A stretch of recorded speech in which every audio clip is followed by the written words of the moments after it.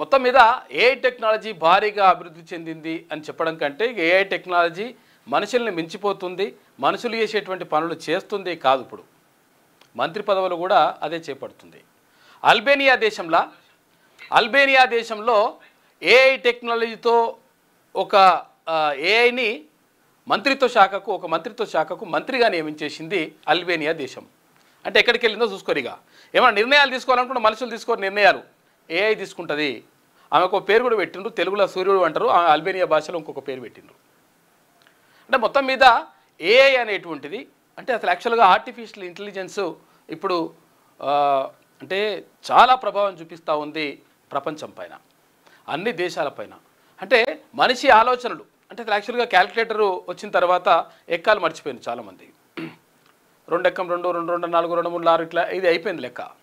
అయిపోయి calculator ఏమన్నట్టు calculator తీసుకోవాలి, కొట్టేసేయాలి, అక్కడికి వెళ్ళిపోయింది. ఆ తర్వాత ఇప్పుడు ఇట్లా అంటే అంచెలంచెలుగా టెక్నాలజీ అభివృద్ధి చెందడంతో ఇప్పుడు ఏమైందంటే మొత్తం కూడా మనుషులు చేసేటువంటి పని కూడా అంటే ఆయా దేశాలకు ఒక మంత్రిత్వ శాఖలు ఉంటే ఆ మంత్రిత్వ శాఖలకు మంత్రి చేసే పని కూడా ఇప్పుడు ఏఐకి అప్పగించేసిండ్రు, దానికి ఒక మంత్రిని కూడా పెట్టేసిండ్రు. అంటే అల్బేనియా దేశంలో అంటే చూసుకోండి ఒకసారి, ప్రపంచంలో మొదటిసారి ఒక దేశానికి ఏఐ మంత్రిని పెట్టడం అట్లా జరిగిపోతూ ఉంది. ఇక మరోవైపు బీసీలకు సంబంధించినటువంటి అంశం భారీగా చర్చ జరుగుతూ ఉంది దేశవ్యాప్తంగా, ఇటు రాష్ట్రంలో ఇంకెక్కువ. అయితే తెలంగాణలో ఇట్లా జరుగుతున్నటువంటి సందర్భంలో మరి ఏం చేద్దాం ఏం కథ అని చెప్పేసి మొత్తం కూడా బీసీలు పూర్తిగా చైతన్యమైనటువంటి పరిస్థితుల్లో ఈ ఉద్యమాన్ని ఓసీలు నెత్తిపీదికి ఎత్తుకుంటున్నారు. ఎందుకు ఎత్తుకుంటున్నారు అంటే ఓట్లన్నీ కూడా బీసీల దగ్గర ఉన్నాయి. 62% మంది బీసీలు ఉన్నారు. తర్వాత ఇక ఎస్సీ ఎస్టీ సోదరుల్ని కలుపుకుంటే ఇక అసలు యాక్చువల్గా తిరుగులేని పరిస్థితి ఉన్నది. కాబట్టి ఈ బీసీ ఉద్యమాలను నడుపుతామని చెప్పేసి వాళ్ళని ఎత్తునికి ఎత్తుకుంటున్నారు. ఇక్కడ కల్వకుంట్ల కవిత కానీ తర్వాత ఇంకొకరు కానీ ఇట్లా చేస్తూ ఉన్నారు. ఇది ఒక రకంగా బీసీ ఉద్యమాన్ని దెబ్బగొట్టడమే. అంటే దెబ్బగొట్టడంలో భాగంగా వాళ్ళు ఎత్తుకున్నట్టు వేసి తర్వాత బీసీలకు సంబంధించినటువంటి ఐక్యతని మొత్తం కూడా చీల్చేటువంటి కుట్రలు జరుగుతూ ఉంటాయి. ఏదైనా బలమైనటువంటి ఉద్యమం వచ్చినప్పుడు, ప్రజా ఉద్యమం వచ్చినప్పుడు ఆ ప్రజా ఉద్యమాన్ని అణచివేయడానికి, ప్రజా ఉద్యమాన్ని విచ్ఛిన్నం చేయడానికి రకరకాల శక్తులు రకరకాలుగా ప్రయత్నాలు చేస్తూ ఉంటాయి. అందులో భాగంగానే అక్కడ కొంతమంది ఎత్తుకున్నటువంటి ఈ బీసీ నినాదం ఏదైతే ఉందో అందులో కుట్ర దాగి ఉంటుంది. ఎందుకనంటే బీసీలు ఒక్కటిగా మొత్తం కూడా సంఘటితమైతే, అన్ని కులాలు కలిసి మేమంతా ఒక్కటే అని చెప్పేసి సంఘటితమైతే, వీళ్లకు ఎస్సీ ఎస్టీ సోదరులు ఎవరు జత కలిస్తే ఇక పరిస్థితిని ఎవరు ఆపలేరు ఇక.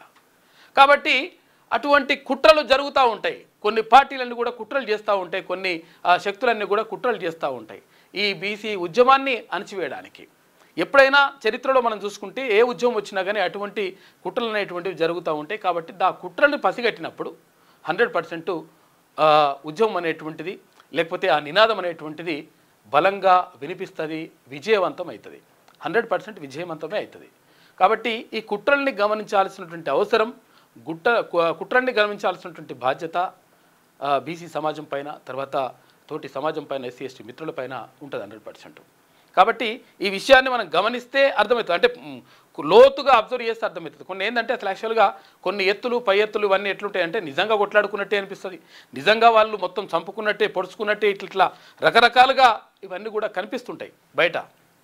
కానీ అసలు యాక్చువల్గా దాని వెనుక ఉన్నటువంటి ఆంతర్యం ఏంటి, అసలు యాక్చువల్గా దాని వెనుక జరుగుతున్నటువంటి తంతు ఏంది అనేటువంటిది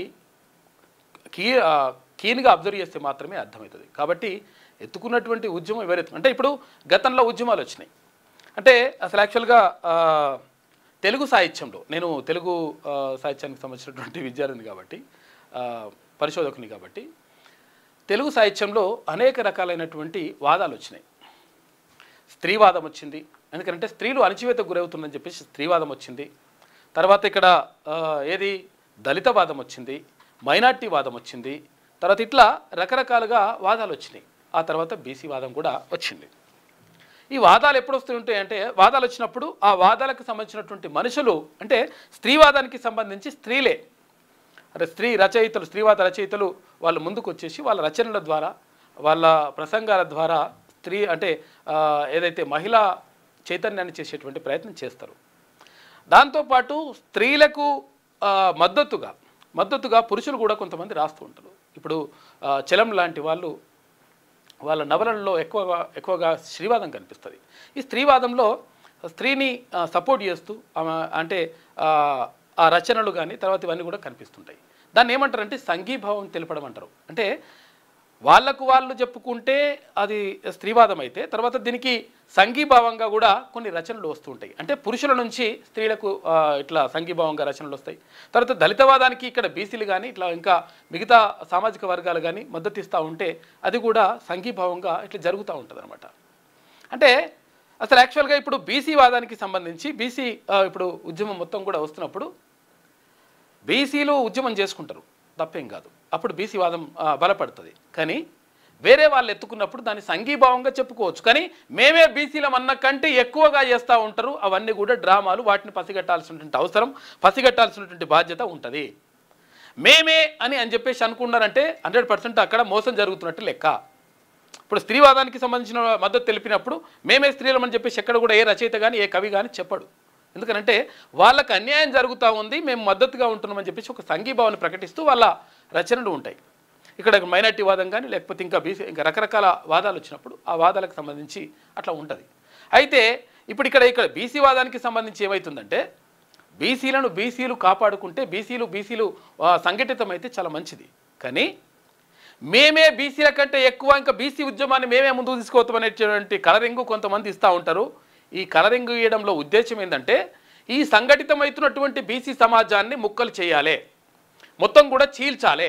ఈ చీల్చడం ద్వారా మొత్తం కూడా ప్రయోజనం పొందాలి. ఎవరు ప్రయోజనం పొందుతారో, ఎవరైతే ఆ ముసుగులో ముందుకొస్తూ ఉన్నారో వాళ్ళు ప్రయోజనం పొందడానికి ఈ కుట్రలన్నీ కూడా జరుగుతూ ఉంటాయి. కాబట్టి దీన్ని కీన్గా అబ్జర్వ్ చేస్తే, జాగ్రత్తగా పరిశీలిస్తే 100% అర్థమవుతుంది. కాబట్టి బీసీ సమాజం దీన్ని ప్రత్యేకంగా దృష్టిలో ఉంచుకుంటే మంచిది. ఇంకా దానికి సంబంధించినటువంటి ఇంకా లోతుగా మనం మాట్లాడుకుందాం.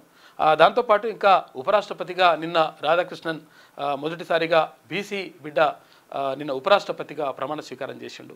ఇంకా చాలా విషయాలు ఉన్నాయి, మనం మాట్లాడుకుందాం. మార్నింగ్ న్యూస్లో ముందుగా ఈనాడు దినపత్రికను చూద్దాం. ఉపరాష్ట్రపతిగా రాధాకృష్ణన్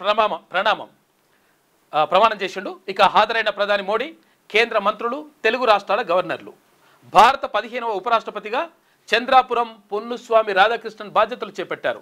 ఇక శుక్రవారం రాష్ట్రపతి భవన్లోని గణతంత్ర మండపంలో రాష్ట్రపతి ద్రౌపది ముర్ము ఆయన చేత ప్రమాణం చేయించారు. కార్యక్రమంలో ప్రధానమంత్రి నరేంద్ర మోడీ, మాజీ రాష్ట్రపతి రామ్నాథ్ కోవింద్, సుప్రీంకోర్టు ప్రధాన న్యాయమూర్తి జస్టిస్ బిఆర్ గవాయ్, మాజీ ఉపరాష్ట్రపతులు జగదీప్ ధన్కడ్, ఎం వెంకయ్య నాయుడు, హమీద్ అన్సారీ వీరందరూ కూడా నిన్న పాల్గొన్నారు. ప్రధాని మోడీతో సిపి రాధాకృష్ణన్ కరచాలనం. సిపి రాధాకృష్ణన్ అంటే చంద్రాపురం పొన్నుస్వామి రాధాకృష్ణన్ అంటే ఆయన పేరు, అందుకని సిపి రాధాకృష్ణన్ అని చెప్తారు. అక్కడ తమిళనాడు నుంచి వచ్చాడు ఆయన. తమిళనాడు కాబట్టి తమిళనాడులో ఉన్నటువంటి ఎన్డీఏకు వ్యతిరేకంగా ఇండియా కూటమిలో ఉన్నటువంటి వాళ్ళు కూడా ఆయనకు మద్దతు ఇచ్చి ఓటేసేసారు డైరెక్ట్గా. క్రాస్ ఓటింగ్ ఎట్లా జరిగింది? ఇండియా కూటమికి 325 ఓట్లు ఉంటే 300 ఓట్లు ఎట్లా పడతాయి, 25 ఓట్లు ఎక్కడ పోయినాయి అంటే క్రాస్ ఓటింగ్ జరిగింది. ఇక్కడ ఎందుకు జరిగింది అంటే వాళ్ళకు ఉన్నటువంటి ఆత్మాభిమానం అట్లుంటుంది. మా బీసీ బిడ్డ, తర్వాత మా తమిళనాడు బిడ్డ అని చెప్పేసి వాళ్ళు అట్లా వేసిండ్రు. అక్కడ ఆమ్ ఆద్మీ పార్టీ కూడా వేసినట్టుగా తెలుస్తూ ఉంది. సరే, అది వాళ్ళు వేసిండ్రా అంటే పూర్తిగా మనము ఇది అని చెప్పేసి ఇంకా అది మొత్తం రుజువు చేస్తే మాత్రం తెలుస్తుంది. కాకపోతే దీనికి విప్పులు ఏం లేవు. అంటే నువ్వు మా పార్టీ నుంచి ఒకవేళ ఓటు వేయకపోతే నేను పార్టీ నుంచి సస్పెండ్ తీసేస్తా అనే పరిస్థితి కూడా ఏం లేదు. ఎన్నికల కమిషన్ క్లియర్గా చెప్పింది, ఎవరికైనా ఓట్లు వేయచ్చు, అది స్వతహాగా మీ ఇష్టం ఉన్న ఓట్లు వేయచ్చు అని చెప్పింది. దాని మీదనే ఆధారపడినప్పుడు జస్టిస్ సుదర్శన్ రెడ్డి, ఎందుకంటే ఎన్డీఏ కూటమి నుంచి నాకు క్రాస్ ఓటింగ్ జరుగుతుందని చెప్పేసి డైరెక్ట్ బహిరంగ ప్రకటనలే చేసిండ్రు. కానీ ఏమైంది, ఇక్కడ నుంచి అక్కడికి పడ్డాయి, ఎన్డీఏ కూటమికే మద్దతు లభించింది. ఉపరాష్ట్రపతిగా సిపి రాధాకృష్ణన్తో ప్రమాణం చేయిస్తున్న రాష్ట్రపతి ముర్ము అని చెప్పేసి ఇక్కడ చిత్రాన్ని చూసుకోవచ్చు. ఇక డ్రిల్లింగ్ బ్లాస్టింగ్ పద్ధతిలో ఎస్ఎల్బీసీ సొరంగం పనులు చేస్తారట. టీబీఎం విధానానికి స్వస్తి, సాంకేతిక సమస్యల దృష్ట్యా ప్రభుత్వం నిర్ణయం తీసుకుంది. ఎస్ఎల్బీసీ టన్నెల్కి సంబంధించి ఈ సొరంగ మార్గం ఇంకా 9 కిలోమీటర్ల మీద ఇవ్వాలంట. దానికి సంబంధించి అంచనాను మాత్రం భారీగా పెంచుకుంటారు. అవన్నీ కూడా మనం చూద్దాము. అయితే విషయం ఏంటంటే సొరంగం దవ్వితే కొన్ని లక్షల ఎకరాలకు నీళ్లు పారించేటువంటి అవకాశం ఉంటుంది. ఇది 43 సంవత్సరాల నుంచి పెండింగ్లో ఉన్నది. మెల్లమెల్లగా నడుస్తుంది లెక్క. శ్రీశైలం ఎడవగట్టు కాలువ ఎస్ఎల్బీసీ సొరంగ మార్గం తవ్వకంలో మిగిలిన పనిని సాంప్రదాయ డ్రిల్లింగ్ బ్లాస్టింగ్ పద్ధతి అంటే DBMలో పూర్తి చేయాలని ప్రభుత్వం నిర్ణయించింది. టన్నెల్ బోరింగ్ మిషన్ అంటే TBM పద్ధతికి స్వస్తి పలకాలని నిర్ణయం తీసుకుంది. నిర్మాణ సంస్థ సూచనలతో పాటు TBMతో మిగతా పని పూర్తి చేయడానికి ఉన్న సాంకేతిక సమస్యలను పరిగణలోకి తీసుకొని ఈ మేరకు నిర్ణయం తీసుకున్నట్లు సంబంధిత వర్గాలు తెలిపాయి. అయితే TBM ద్వారా తవ్వకాలకి ఇచ్చేటువంటి మొత్తాన్ని DBMలో పనిచేయడానికి ఇవ్వాలని నిర్మాణ సంస్థ కోరగా దీనిపై తర్జన భర్జన అనంతరం నీటిపారుదల శాఖ అంగీకరించినట్టు తెలిసిందట. 1 క్యూబిక్ మీటర్ తవ్వకానికి DBM పద్ధతి కంటే TBM ద్వారా 4-5 రెట్లు ఎక్కువగా వ్యయమవుతుందట, ఎక్కువ ఖర్చు అవుతుందట. ఏదేమైనా గతంలో ఇచ్చిన పరిపాలనా అనుమతి మొత్తంతోనే ఏ రకంగా పని పూర్తి చేయడానికి వీలైతే ఆ పద్ధతులు చేయాలని, అదనంగా అంచనాలు పెంచడం కుదరదని నిర్మాణ సంస్థకు సర్కారు స్పష్టం చేసినట్టు తెలిసింది. అయితే ఎట్లున్నది చూడండి, అంచనా ఎట్లా పెంచుకుంటారో. ఇప్పుడు ఇందిరమ్మ ఇండ్లకు ఇప్పుడు 5 లక్షలు అంటే 5 లక్షలు కూడా అట్లా నడుస్తుంటుంది కదా. ఇప్పుడు అట్లా కాకుండా ఇప్పుడు ఈ టన్ ఏమన్నా ఏది ప్రాజెక్టులు ఎవరికైనా నిర్మాణ సంస్థలకు కాంట్రాక్ట్లు ఇస్తే అంచనా వ్యయం భారీగా పెరిగిపోతుంది. ఎట్లా పెరిగిందో చూడండి ఒకసారి. 2005లో ఈ పనికి ఒప్పందం జరిగినప్పుడు DBM పద్ధతిలో చేయడానికి క్యూబిక్ మీటర్కు 964 రూపాయలు తీసుకున్నట. 1 క్యూబిక్ మీటర్కి 964 రూపాయలు నిర్ణయించారు. ఇక TBM పద్ధతిలో చేయడానికి 4601 రూపాయలుగా నిర్ణయించారు. తర్వాత ఏమైంది, 2021కి వచ్చేసరికి ఏం చేశారంటే ఈ ధరను సవరించి క్యూబిక్ మీటర్కు తవ్వకానికి ఇక్కడ ఏది 964 రూపాయల, ఇక్కడ 5328 రూపాయలు. 964 రూపాయలు ఎక్కడ, 1000 రూపాయలు కూడా కాదు అక్కడ, ఇక్కడ 5324 రూపాయలు. ధనాదన్ 550 రెట్లు ఇట్లా పెరుగుతుంది అన్నమాట లెక్క, 550 రెట్లు. ఇక లైనింగ్కు 9919గా నిర్ణయించిండ్రు అని చెప్పేసి తెలుస్తూ ఉంది. మొత్తం మీద ఈ సొరంగ మార్గం మాత్రం అంటే పాత పద్ధతులను చేపట్టాలని చెప్పేసి నిర్ణయం తీసుకుంటున్నట్ట. సరే ఏది తీసుకున్నా కానీ అది కంప్లీట్ అయితే మంచిగా ఉంటుంది. దక్షిణాది కుంభమేళా గోదావరి పుష్కరాలు బాసర నుంచి భద్రాచలం వరకు ఆలయాల అభివృద్ధి. ఒకే రోజు 2 లక్షల మంది వచ్చినా ఇబ్బందులు లేకుండా ఏర్పాటు, శాశ్వత ప్రాతిపదికన పనులు అని చెప్పేసి సమీక్షలో సీఎం రేవంత్ రెడ్డి నిన్న మాట్లాడాడు. ఇంకా 22 నెలలు ఉన్నది దానికి టైము. అంటే గోదావరి పుష్కరాలకు ఇంకా 22 నెలల టైం ఉంది. అంటే దాదాపు 2 సంవత్సరాల టైం ఉంది. అయితే ముందే గోదావరి పుష్కరాల కోసం ఏర్పాట్లు చేయాలి. తర్వాత ఆయా ఆలయాలు ఎక్కడైతే గోదావరి పరివాహక ప్రాంతంలో ఉన్నటువంటి ఆలయాలు ఏవైతే ఉంటాయో, ఇక్కడ ధర్మపురి కానీ లేకపోతే భద్రాచలం కానీ లేకపోతే ఇక్కడ బాసర కానీ ఇట్లా ఇటువంటి ఆలయాలకు సంబంధించి మొత్తం కూడా ఏర్పాట్లు పూర్తి చేయాలి. లేకపోతే రోడ్లు మొత్తం ట్రాఫిక్ జామ్ కాకుండా కానీ, తర్వాత అక్కడ స్నానం చేయడానికి ఘట్టాలు ఏర్పాటు కానీ ఇవన్నీ కూడా ఇప్పుడే చేస్తున్నట. 22 నెలల ముందే ఈ పని చేద్దామని చెప్పేసి దక్షిణాది కుంభమేళా అని చెప్పేసి దీనికి సంబంధించి ఏర్పాట్లు చేయాలని చెప్పేసి ముఖ్యమంత్రి నిన్న మాట్లాడినట. గోదావరి పుష్కరాలకు శాశ్వత ప్రాతిపదికన ఏర్పాట్లు చేయాలని ముఖ్యమంత్రి రేవంత్ రెడ్డి అధికారులను ఆదేశించారు. బాసర నుంచి భద్రాచలం వరకు నదీ తీరం వెంట ఉన్న ధర్మపురి, కాళేశ్వరంతో పాటు అన్ని ప్రధాన దేవాలయాలను అభివృద్ధి చేయాలని స్పష్టం చేశారు. దక్షిణ భారత కుంభమేళా తరహాలో ఘనంగా నిర్వహించేందుకు ముందస్తు ఏర్పాట్లు చేసుకోవాలని దిశానిర్దేశం చేశారు.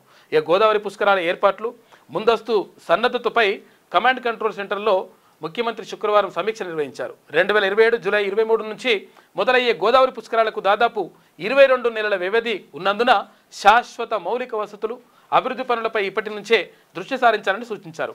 ఒకే రోజు 2 లక్షల మంది భక్తులు పుష్కర ఘాట్లకు తరలి వచ్చినా ఇబ్బంది లేకుండా రహదారుల నిర్మాణం, తర్వాత వాహనాల పార్కింగు, తాగునీరు, స్నానాల ఘాట్లు, అవసరమైనటువంటి ఏర్పాట్లన్నీ కూడా చేయాలని చెప్పేసి నిన్న ముఖ్యమంత్రి చెప్పిండట.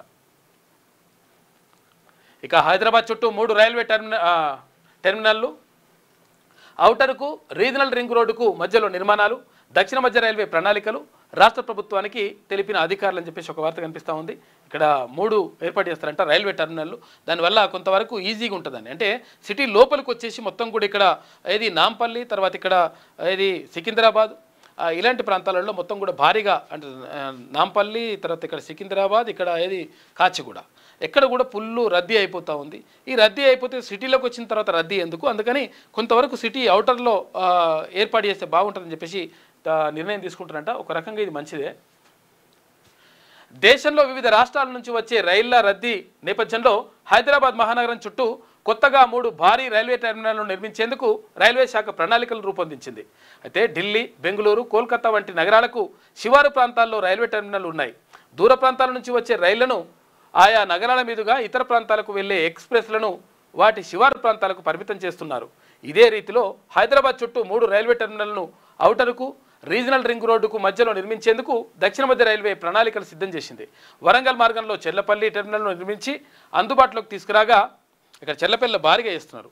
ఇక వికారాబాద్, ముంబై మార్గంలో నాగులపల్లి టెర్మినల్ను అంటే రామచంద్రపురం మండలంలో ఇక డిమాండ్ ఇప్పటికే ఉంది. అయితే దీంతో పాటు మహబూబ్ నగర్, బెంగళూరు అంటే జుక్కల్, శంషాబాద్, తర్వాత నిజామాబాద్, నాందేడ్, డబిల్పూర్, మేడ్చల్ వద్ద చేస్తారట. మార్గాల్లో కొత్త టెర్మినళ్లపై రైల్వే శాఖ దృష్టి సారించిందంట. మొత్తం మీద ఇక్కడ రీజనల్ రింగ్ రోడ్డుకి తర్వాత అవుటర్ రింగ్ రోడ్డుకి మధ్యలో ఇక్కడ రైల్వే టెర్మినల్లు 3 తీసుకురావాలని చెప్పేసి అనుకుంటున్నారంట. ఎందుకంటే సిటీలో ఉన్నటువంటి రద్దీని తగ్గించడానికి ఇది ఉపయోగపడుతుందని చెప్పేసి భావిస్తున్నారంటే అందులో భాగంగా ఇది నడుస్తుంది. ఇక మంజీరాపై రబ్బర్ డ్యామ్ కామారెడ్డి జిల్లాలో నిర్మించే యోచన 40,000 ఎకరాల ఆయకట్టు సాగు లక్ష్యమంట. ఇక 520 కోట్ల రూపాయల అంచనాలతో ప్రతిపాదనలు సిద్ధం చేస్తూ ఉన్నారు. రబ్బర్ డ్యామ్ నిర్మిస్తారట మంజీరా నది పైన. రాష్ట్రంలో తొలి రబ్బర్ డ్యామ్ నిర్మాణానికి నీటిపారుదల శాఖ ప్రతిపాదనలు సిద్ధం చేసింది. మంజీరా నదిపై కామారెడ్డి జిల్లా నిజాం సాగర్ మండలం మల్లూరు గ్రామ సమీపంలో దీన్ని నిర్మించనున్నారు. నిజాం సాగర్ ఆనకట్ట దిగువన దాదాపు 7 కిలోమీటర్ల వద్ద నదిపై డ్యామ్ను నిర్మించాలని ప్రతిపాదించారు. 40,000 ఎకరాలకు ఆయకట్టు సాగునీరు అందించే లక్ష్యంతో 520 కోట్ల రూపాయల అంచనాలతో పనులు చేపట్టేలా సర్కిల్ ఇంజనీర్లు ప్రతిపాదనలు రూపొందించారట. ఇక అక్కడి నుంచి 3.50 టీఎంసీల నీటిని తరలించేలా ఒక ఎత్తిపోతల పథకాన్ని నిర్మించడానికి ప్రణాళికలు సిద్ధం చేశారు. ఉమ్మడి ఏపీలోని విజయనగరం జిల్లాలో జంజావతి నదిపై తొలి రబ్బర్ డ్యామ్ నిర్మించిందంట. మొత్తం మీద తొలి రబ్బర్ డ్యామ్ ఇక్కడ రాష్ట్రంలో నిర్మించాలని చెప్పేసి అనుకుంటారంట. అది మంజీరా నది పైన. నిజంగా కూడా మంజీరా వాటర్ అంటుండే. ఎందుకంటే హైదరాబాద్ మొత్తం కూడా అప్పుడు మంజీరా నీళ్లు సప్లై అవుతుండే. తర్వాత ఇక్కడ మంజీరాతో పాటు ఇక్కడ ఈ 2 జంట నదులు ఉంటాయి కదా, జంట జలాశయాలు. ఇక్కడ ఉస్మాన్ సాగర్, తర్వాత హిమాయత్ సాగర్. ఈ 2 కూడా హిమాయత్ సాగర్, ఉస్మాన్ సాగర్, ఈ 2 జంట జలాశయాల నుంచి అట్లా మంజీరా నది నుంచి తర్వాత ఇట్లా వచ్చేసి మొత్తం హైదరాబాద్ మొత్తం కూడా తాగునీటి అవసరాలను తీరుస్తుండే. మంజూరా నీళ్ళతో స్నానం చేస్తే మంచి తెల్లగా అవుతారని ఉంటుండే. అట్లా అది ఒకటి ఉండే. అంటే కొంతవరకు అది కరెక్టే అని కూడా అంటుండే చాలామంది. తర్వాత ఇప్పుడు గోదావరి నీళ్ళు, తర్వాత ఇక్కడ కృష్ణా నీళ్ళు వస్తూ ఉన్నాయి, నడుస్తుంది. మంజీరా నది పైన డ్యామ్ కడతారట. ఇది ఈనాడులో ఉన్నటువంటి ప్రధాన కథనాలు. అయితే ఒక్కసారి వెలుగు దినపత్రిక చూద్దాం. 15వ ఉపరాష్ట్రపతిగా రాధాకృష్ణన్ ప్రమాణం. రాష్ట్రపతి భవన్లో ప్రమాణం చేయించిన ప్రెసిడెంట్ ముర్ము, హాజరైన ప్రధాని, కేంద్ర మంత్రులు. మాజీ ఉపరాష్ట్రపతులు రాధాకృష్ణన్ గొప్ప ప్రజాసేవకుడు, వీళ్ళందరూ కూడా హాజరేట. రాధాకృష్ణన్ గొప్ప ప్రజాసేవకుడు, ప్రజాస్వామ్య విలువలను బలోపేతం చేశారు అని చెప్పేసి ప్రధాని మోడీ ప్రశంసించిండు. ఇక ఇవాళ రేపు కూడా భారీ వర్షాలు ఉన్నాయంట. పలు జిల్లాలకు ఆరెంజ్, ఎల్లో అలర్ట్. ఇక ఉరుములు మెరుపులతో బలమైనటువంటి గాలులు వీచే అవకాశం ఉందంట. రాష్ట్రానికి భారీ వర్ష సూచన ఉన్నదని భారత వాతావరణ కేంద్రం ఐఎండీ తెలిపింది. ఉపరితల ఆవర్తనం ప్రభావంతో బంగాళాఖాతంలో అల్పపీడనం ఏర్పడిందని పేర్కొన్నది. దీని ప్రభావంతో తెలంగాణలోని పలు జిల్లాల్లో శని, ఆదివారం అంటే ఇవాళ రేపు ఆదివారాల్లో భారీ నుంచి అతి భారీ వర్షాలు కురిసే అవకాశం ఉందని వెల్లడించింది. ఉరుములు, మెరుపులు, ఈదురుగాలులతో వర్షాలు కురిసే ఛాన్స్ ఉన్నదని తెలిపింది. శనివారం నిర్మల్, నిజామాబాద్, కామారెడ్డి, మెదక్, సంగారెడ్డి జిల్లాలకు ఆరెంజ్ అలర్ట్ కూడా జారీ చేసిందంట. ఇవాళ రేపు భారీ వర్షాలు ఉన్నాయంట, జాగ్రత్తగా ఉండండి. ఎందుకంటే ఎక్కడ కుండపోత వర్షాలు వస్తాయో అర్థమవుతలేదు. క్లౌడ్ బరస్ట్ అని చెప్పేసి అప్పుడు కాక అని చెప్పిండు, కానీ ఇప్పుడు క్లౌడ్ బరస్ట్ నిజంగా జరుగుతున్నది. అప్పుడు కేసీఆర్ అని చెప్పిండు ఇది క్లౌడ్ బరస్ట్ అయిందని. అంటే ఒక్కటేసారి మేఘం ఇట్లా తెప్పలు దిగి పడ్డట్టుగా ఒక్కసారి ఇక్కడనే కుండపోత పోసినట్టుగా చేస్తానమాట. అటువంటివి జరుగుతున్నాయి నిజంగా కూడా ఇప్పుడు. అట్లా పడుతున్నాయంట వర్షాలు, జాగ్రత్తగా ఉండండి. ఇందిరమ్మ చీరలు రెడీ చేసినట్టుగా పంపిణీకి సిద్ధంగా 50 లక్షల శారీస్. ఇక ప్రాసెసింగ్లో మరో 10 లక్షల చీరలు ఉన్నాయట. ఈ నెల 23 నుంచి పంపిణీ చేయాలని చెప్పేసి నిర్ణయించారు. ఎందుకంటే ఇక్కడ బతుకమ్మ పండుగ వస్తుంది కాబట్టి బతుకమ్మ పండుగ నుంచి తర్వాత సద్దుల బతుకమ్మ దాకా, అంటే ఎంగిలిపూల నుంచి సద్దుల బతుకమ్మ దాకా ఇక్కడ ఆడపడుచులు అంటే బతుకమ్మ పండుగ ఆడతారు కాబట్టి. అయితే గతంలో ఇది బతుకమ్మ చీరలు ఇస్తుండే అప్పుడు బీఆర్ఎస్ గవర్నమెంట్. ఇప్పుడు ఇందిరమ్మ చీరల పేరుతోటి ఈ ప్రభుత్వం ఇస్తుందంట. అప్పుడు కూడా మరి అప్పటి లెక్కన ఇట్లా ఇస్తారా, లేకపోతే నిజంగా మరి కొంత మంచి ఇస్తారా, లేకపోతే ఇప్పుడు పైసలు ఇస్తే మంచిగా ఉంటుంది, ఎవరికి ఇష్టం వచ్చిన వాళ్ళు కొనుక్కుంటారని చెప్పేసి ప్రతిపాదన తీర్మానం కూడా ఇదివరకు అట్లే చెప్పిండు ఆ విషయం. అంటే మీరు ఇచ్చే 500 లేకపోతే ఎంతనో కొంత ఆ రూపాయలు ఆ పైసలు ఏదో వాళ్ళ అకౌంట్లో వేసేస్తే వాళ్ళు నచ్చిన చీర కొనుక్కుంటారు, ఇంకో 500 కలిసుకొని కొనుక్కుంటారు కావాలంటే. అట్లా కానీ మీరు ఏదో చీర ఇచ్చేస్తే అందరికి ఒక తిరిగి ఇస్తారా, లేకపోతే ఇట్లా ఇస్తారో ఏదో ఒకటి ఇస్తే మరి వాళ్ళు కట్టుకోవడం ఇష్టపడరు. ఏం చేస్తారంటే చాలామంది అది పొలం ఉంటుంది కదా, ఆ పొలం కాడ ఈ ఏది అడవి పందులు బిడి పందులు అవన్నీ కూడా వస్తున్నాయట, బాగా వస్తున్నాయి కదా, ఆ వాటిని రాకుండా బెదిరి పెడుతుంది గడుతురటకి ఇట్లా చుట్టుముట్టు. గతంలో అప్పుడు బీఆర్ఎస్ గవర్నమెంట్లో అట్లా ఇస్తే. స్వయం సహాయక గ్రూపు మహిళలకు రాష్ట్ర ప్రభుత్వం అందజేయనున్న ఇందిరమ్మ చీరలు రెడీ అయినాయంట. ఇక ఇందిరా మహిళా శక్తి స్కీమ్ కింద మహిళా సంఘాల సభ్యులకు ఒక్కో చీర ఇవ్వాలని ఇప్పటికే సర్కార్ నిర్ణయించింది. ఈ మేరకు చీరల ఆర్డర్ను ఈ ఏడాది ఫిబ్రవరిలో సిరిసిల్ల నేతన్నలకు ఇచ్చింది. ఏడాదంతా పని కల్పించాలన్న ఉద్దేశంతో 4.30 కోట్ల మీటర్ల క్లాత్ ఉత్పత్తి చేయాలని నేతన్నలకు ఆర్డర్ అప్పగించింది. ఇక దాదాపు 6 నెలలు కష్టపడి సిరిసిల్ల నేతన్నలు ఇందిరమ్మ చీరలు సిద్ధం చేశారు. ఇప్పటి వరకు 35 కోట్ల మీటర్ల క్లాత్ నెయ్యడం పూర్తయిందంట. మొత్తం మీద బాగానే ఇచ్చిరు మరి. ఓకే, అట్లా ఇస్తే మంచిదే. ఇప్పుడు ఇందాక అనుకున్నాం కదా మనము, ఎక్కడి దాకా వెళ్ళిపోయిందంటే మంత్రులు కూడా వేస్తుందంట. మరి మనుషులు అవసరం లేకుండా అయిపోయింది. రేపు పిల్లలు కానుడు మరి ఇదంతా కూడా పెళ్ళిళ్ళు చేసుకున్నాడు, పిల్లలు కానుడు కూడా అదే చేస్తట్టుంది. మరిగా అట్లా చేస్తే ఇంకేముండదు ఇక లెక్క. అంటే ఎప్పుడైనా కానీ టెక్నాలజీ మనిషి కంటే ఇంకెక్కువ అయిందంటే, మనిషిని మించిపోయిందంటే అది ప్రమాదకరంగా మారుతుంది. మనం అది ఏం సినిమాది, రజనీకాంత్ది రోబో. ఈ రోబో సినిమాలు అట్లనే ఉంటుంది. వాడు మనిషి కంటే నేనే ఎక్కువ అంటాడు వాడు రోబో అని, అట్లా ఇబ్బంది అవుతుంటుంది అనమాట. కాబట్టి మరి ఏదో మరి కానీ అక్కడ అల్బేనియా దేశం అయితే అక్కడ మంత్రినే నియమించేసిండ్రు, మంత్రి పేరు కూడా పెట్టిరు దానికి ఆమెకు. అల్బేనియాలో మంత్రి. అల్బేనియా దేశం తమ ప్రభుత్వంలో ఆర్టిఫిషియల్ ఇంటెలిజెన్స్ అంటే మినిస్టర్ను నియమించింది. ఇలా ఒక వర్చువల్ మినిస్టర్ను నియమించడం ప్రపంచంలోనే ఇది మొదటిసారి. ఈమెకు డియోల్లా అని పేరు కూడా పెట్టిరట. అంటే అల్బేనియన్ భాషలో సూర్యుడు అని అర్థం. సూర్యుడు అని పేరు పెట్టిరట డియోల్లా. అల్బేనియన్ భాషలో డియోల్లా అని పేరు పెట్టేసి ఆమె ఇక మొత్తం నిర్ణయాలు తీసుకుంటుంది. అది ఇక్కడ ఇది జరుగుతుంది, అక్కడ అది జరుగుతుంది, చూసుకోపోర్రా అని చెప్తుందట. టెక్నాలజీ ఆమె మంత్రి. ఇక కండ్లల్లో కారం కొట్టి 40 లక్షల రూపాయల దోపిడీ. రంగారెడ్డి జిల్లా కొత్తపల్లిలో శుక్రవారం కండ్లల్లో కారం కొట్టి రాయితో దాడి చేసి 4 దుండగులు 40 లక్షల రూపాయలు దోపిడీ చేసిరట. దోచుకున్న సొమ్ముతో పారిపోతుండగా వారి కారు బోల్తా పడింది. దీంతో కారు అక్కడికక్కడే వదిలేసి డబ్బుతో పరారయ్యట. మరి కారును గుర్తుపడితే దొంగను గుర్తుపట్టడానికి ఉంటుందా? లేకపోతే మరి ఈ కారును కూడా ఉందని ఎత్తుకొచ్చిరా? ఇదో కథ ఉంటుంది. మళ్ళీ ఇవందన్న కారు ఎత్తుకొస్తారు. మరి ఆ కారు ఆడవాడేస్తే అరే నా కారు వేరే, ఇప్పుడు అది ఎత్తుకపోయిన వాళ్ళు వేరే అంటే అదో పరిశాన్ ఉంటుంది. మళ్ళీ చూడాలి. ద్రవ్యోల్బణం 2.07 హైక్ అంట పెరిగింది. ఇక దేశంలో రిటైల్ ఇన్ఫ్లేషన్ ఆగస్టు నెలలో 2.07% పెరిగింది. ఈ ఆగస్టులో ఆహార పదార్థాలు సామాగ్రి ధరలు పెరగడంతో ద్రవ్యోల్బణం పెరిగింది. ఇక పంటలపై ఇటీవల వర్షాల ప్రభావంతో రానున్న క్వార్టర్లో ద్రవ్యోల్బణం పెరిగే ఛాన్స్ ఉందంట. మొత్తం మీద కొంతవరకు ద్రవ్యోల్బణం పెరిగిందంటే రేట్లు పెరుగుతాయినట్లు లెక్క. అంటే ఎక్కువ పైసలు ఇస్తే తక్కువ వస్తువులు రావడాన్ని ద్రవ్యోల్బణం అంటారు. ఇన్ని పైసలు తీసుకుపోతే ఇన్ని వస్తువులు వస్తాయన్నట్టు. అట్లా అంటే ఉత్పత్తి లేకపోవడం వల్ల ఇది జరుగుతుంది.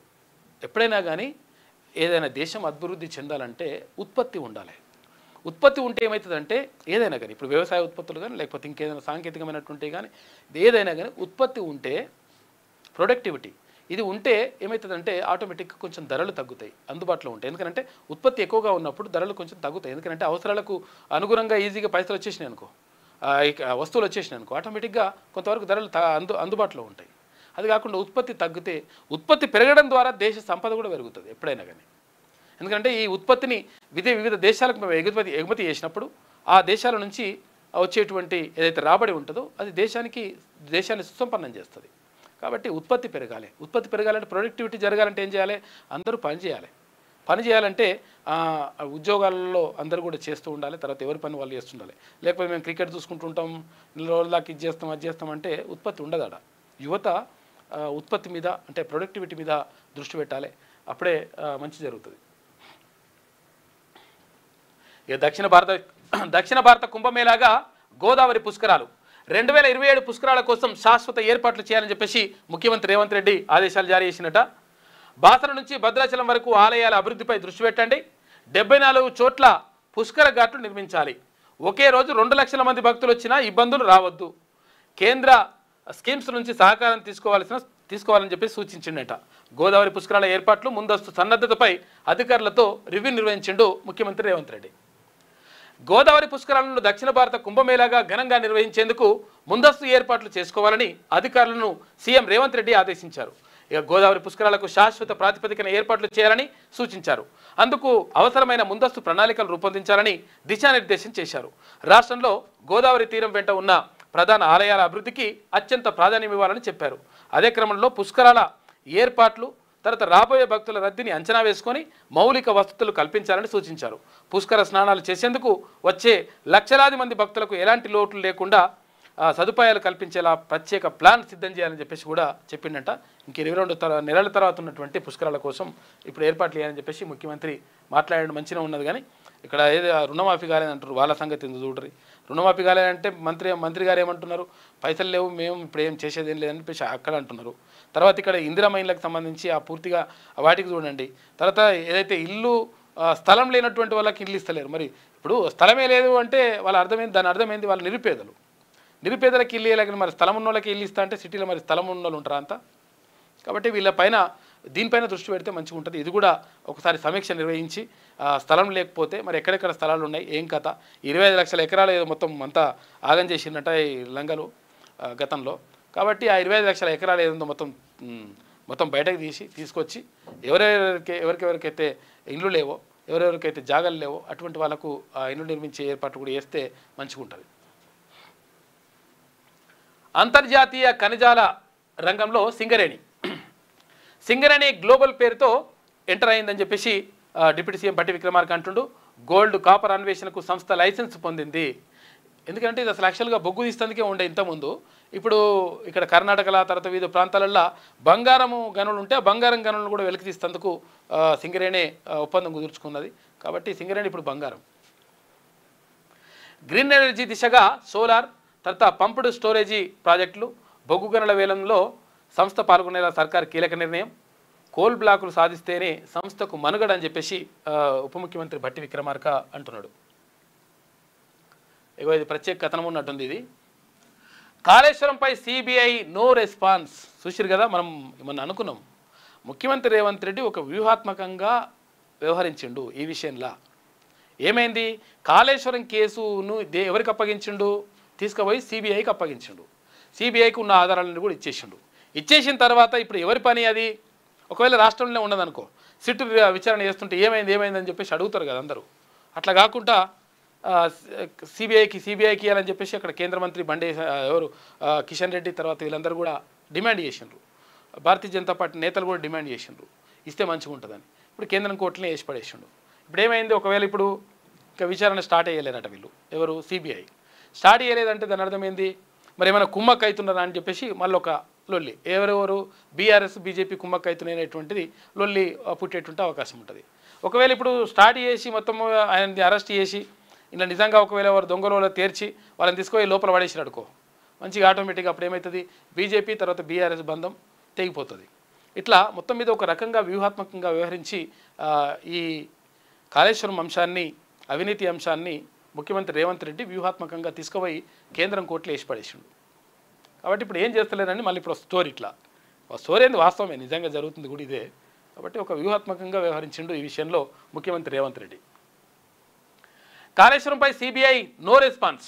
ప్రాజెక్ట్ అక్రమాలపై విచారణ జరపాలని కోరిన రాష్ట్ర ప్రభుత్వం. చూసుకో, మేము లెటర్ రాసినాము, మీకు అన్ని ఆధారాలు ఇచ్చినా, మరి ఏం చేస్తారని చెప్పేసి ఇప్పుడు అడుగుతందుకు ఉన్నది లెక్క. ఈ నెల 1న జీవో నోటిఫికేషన్ జారీ, అన్ని రకాల డాక్యుమెంట్లు రిపోర్ట్లు కూడా అందజేసారు. కానీ ఇప్పటి వరకు నోటిఫికేషన్ ఇవ్వని కేంద్రం.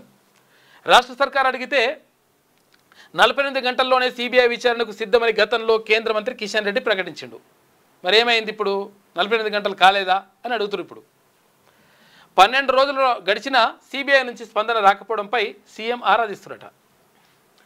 కాళేశ్వరం ప్రాజెక్టు అక్రమాలపై దర్యాప్తు జరపాలని రాష్ట్ర ప్రభుత్వం చేసిన విజ్ఞప్తిపై సిబిఐ నుంచి ఇప్పటి వరకు ఎలాంటి స్పందన రాలేదు. దాదాపు 12 రోజులు గడుస్తున్నా అటు కేంద్రం నోటిఫికేషన్ ఇవ్వడం కానీ ఇటు ఇతర అంశాలపై రాష్ట్ర ప్రభుత్వంతో సిబిఐ సంప్రదింపులు జరపడం కానీ ప్రారంభించలేదు. ఈ అంశంపై ఉన్నతాధికారులను సీఎం రేవంత్ రెడ్డి ఆరా తీసినట్టు తెలిసింది.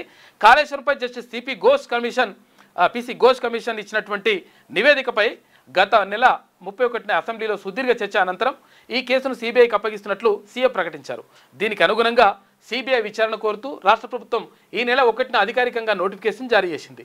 ఆ కాపీ తనకు అందినట్లు సిబిఐ అక్నాలెడ్జ్మెంట్ కూడా ఇచ్చింది. కానీ ఆ తర్వాత నుంచి ఎలాంటి సమాధానం కానీ దర్యాప్తు మొదలుపెట్టినట్లు సమాచారం కానీ ఇప్పటివరకు ఏం రాలేదు. అన్ని ఆధారాలు అందజేత కాళేశ్వరం ప్రాజెక్టులోని మేడిగడ్డ, అన్నారం, సుందిళ్ల బ్యారేజీల నిర్మాణంలో ప్రజాధనం దుర్వినియోగమైందని, ప్రాజెక్టులోని వివిధ దశల్లో అవినీతి జరిగిందని, అక్రమాలపై పూర్తిస్థాయి దర్యాప్తు చేపట్టాలని సిబిఐని రాష్ట్ర ప్రభుత్వం కోరింది. లేఖతో పాటే కాళేశ్వరం ప్రాజెక్టుకు సంబంధించినటువంటి అన్ని డాక్యుమెంట్లు, ఘోష్ కమిషన్, తర్వాత ఎన్డీఏసీఏ, విజిలెన్స్ నివేదికలను కూడా ఇతర ఆధారాలను కూడా సిబిఐకి అందజేసింది.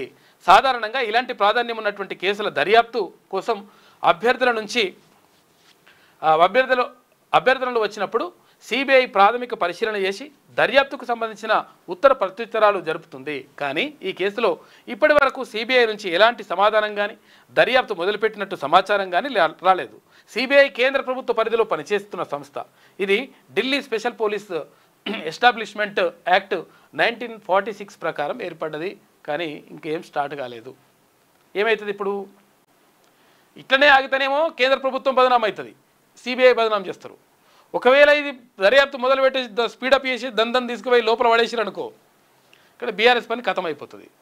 లేదు బీఆర్ఎస్ని కాపాడేటువంటి ప్రయత్నం చేయాలి. వీళ్ళు పోయి భారతీయ జనతా పార్టీ అగ్రనేతల దగ్గర కాలం మీద పడతారు. మరి అట్లయితే ఎట్లయితుంది అనుకుంటే లాస్ట్కి వస్తే ఏమవుతుంది? ఇక్కడ ఇద్దరు రెండు పార్టీలు ఒకటేనైనటువంటి ప్రచారం జరుగుతుంది. దాంతో ప్రజల్లో పరిచయం అయిపోతారు. అట్లా ఒక వ్యూహాత్మకంగా వ్యవహరించుండు. మరి ఏం చేస్తారో చూడాలి సిబిఐ కానీ కేంద్ర ప్రభుత్వం కానీ.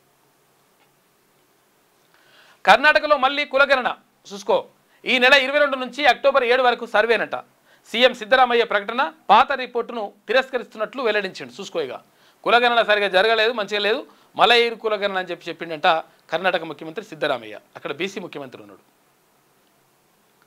మహిళలు వ్యాపారవేత్తలుగా ఎదగాలి, ప్రభుత్వం అన్ని రకాలుగా సహకారం అందిస్తుంది అని చెప్పేసి మంత్రి వివేక్ వెంకటస్వామి అంటుండు.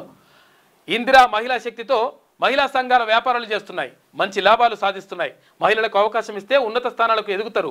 అందుకు నా కుటుంబమే ఉదాహరణ. 5 లక్షల పెట్టుబడితో బిజినెస్ పెట్టి పైకి వచ్చానని వెల్లడి.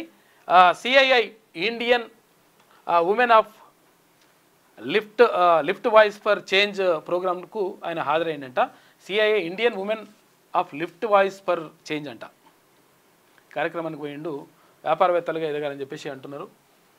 శుక్రవారం హైటెక్ సిటీలోని జరిగినటువంటి CII Indian women of lift voice for change కార్యక్రమంలో మంత్రి వివేక్ వెంకటస్వామి, ప్రముఖ పారిశ్రామికవేత్త సరోజ అంటే వాళ్ళ సత్యమని ఉన్నట్టు వాళ్ళందరూ కూడా పాల్గొన్నారంట. ఇక గ్రూప్ 2, గ్రూప్ 3 పై ఏం చేద్దాం? పీకురి గడ్డి. ఏం చేద్దాం అంటే మొత్తం మోసం చేసి కూర్చుంటారు, ఆగం చేస్తారు దాన్ని. అరే అప్పుడు గతంలోనే మంచిగా జరగలేదురా బాబు, మొత్తం కూడా నష్టం అయిపోయింది. ఒక తరం మొత్తం మిస్ అయిపోతూ ఉంది. 2011-12 ఏది నోటిఫికేషన్ వస్తే ఇప్పటి వరకు నోటిఫికేషన్ ఒక్కటి కూడా ముందర పడలేదు లేదు. అప్పటి నుంచి ఇప్పటి వరకు రాష్ట్రం ఏర్పడిన తర్వాత ఒక్క నోటిఫికేషన్ లేదు. ఒక్క నోటిఫికేషన్లలో ఏది ఎగ్జామ్ అయిపోయి రిక్రూట్మెంట్ జరిగింది లేదు గ్రూప్ 1కి సంబంధించి. అరే ఇప్పుడన్నా సరిగా నిర్మిద్దామని చెప్పేసి చెప్తే లేదు మేఘాల మీద మేము పీకేస్తాం అని చెప్పేసి తొందర పెట్టేసినాక ఏం చేసిండ్రు? 29 జీవోని తీసుకొచ్చిండ్రు. 29 జీవోని తీసుకొచ్చి ఏం చేసిండ్రు? బీసీల రిజర్వేషన్ బీసీలకు రాకుండా, ఎస్సీల రిజర్వేషన్ ఎస్సీలకు రాకుండా, ఎస్టీల రిజర్వేషన్ ఎస్టీలకు రాకుండా, ఎవరి రిజర్వేషన్ రాకుండా మొత్తం ఆగమాగం చేసి పెట్టిండ్రు. సరే అది పెట్టి ఇక్కడ సుప్రీంకోర్టు పోతే అప్పటికప్పుడు మేము ఇప్పటికిప్పటికి ఏం చేయాలని చెప్పేసి కోర్టు చెప్పేసింది, అది పక్కకు పెట్టేసారు. తర్వాత ఏమైంది? 10 మంది ఎక్కువ వచ్చినట్టు అభ్యర్థులు. ఎట్లా ఎక్కువ వస్తారా నాయన? మీ అయ్యే జాగీరు తీసుకుపోయి ఇచ్చేసుకుంటా ఉద్యోగాలు అంటే. ఇక్కడ రాష్ట్రంలో అవి సివిల్స్ అంటే అక్కడ ఐఏఎస్ ఐపీఎస్ కేంద్ర ప్రభుత్వం నిర్వహిస్తున్నటువంటి, యూపీఎస్సీ నిర్వహిస్తున్నటువంటి ఐఏఎస్ ఐపీఎస్ ఎంతనో రాష్ట్రంలో గ్రూప్ 1 ఉద్యోగం అటువంటిది. వీళ్ళు కన్ఫర్డ్ ఐఏఎస్ ఐపీఎస్ అవుతారు. అటువంటి ఉద్యోగం నాగం చేసి పెట్టి ఇప్పుడు గ్రూప్ 2 ఏం చేద్దాం, గ్రూప్ 3 ఏం చేద్దామంటే పీకురి గడ్డి.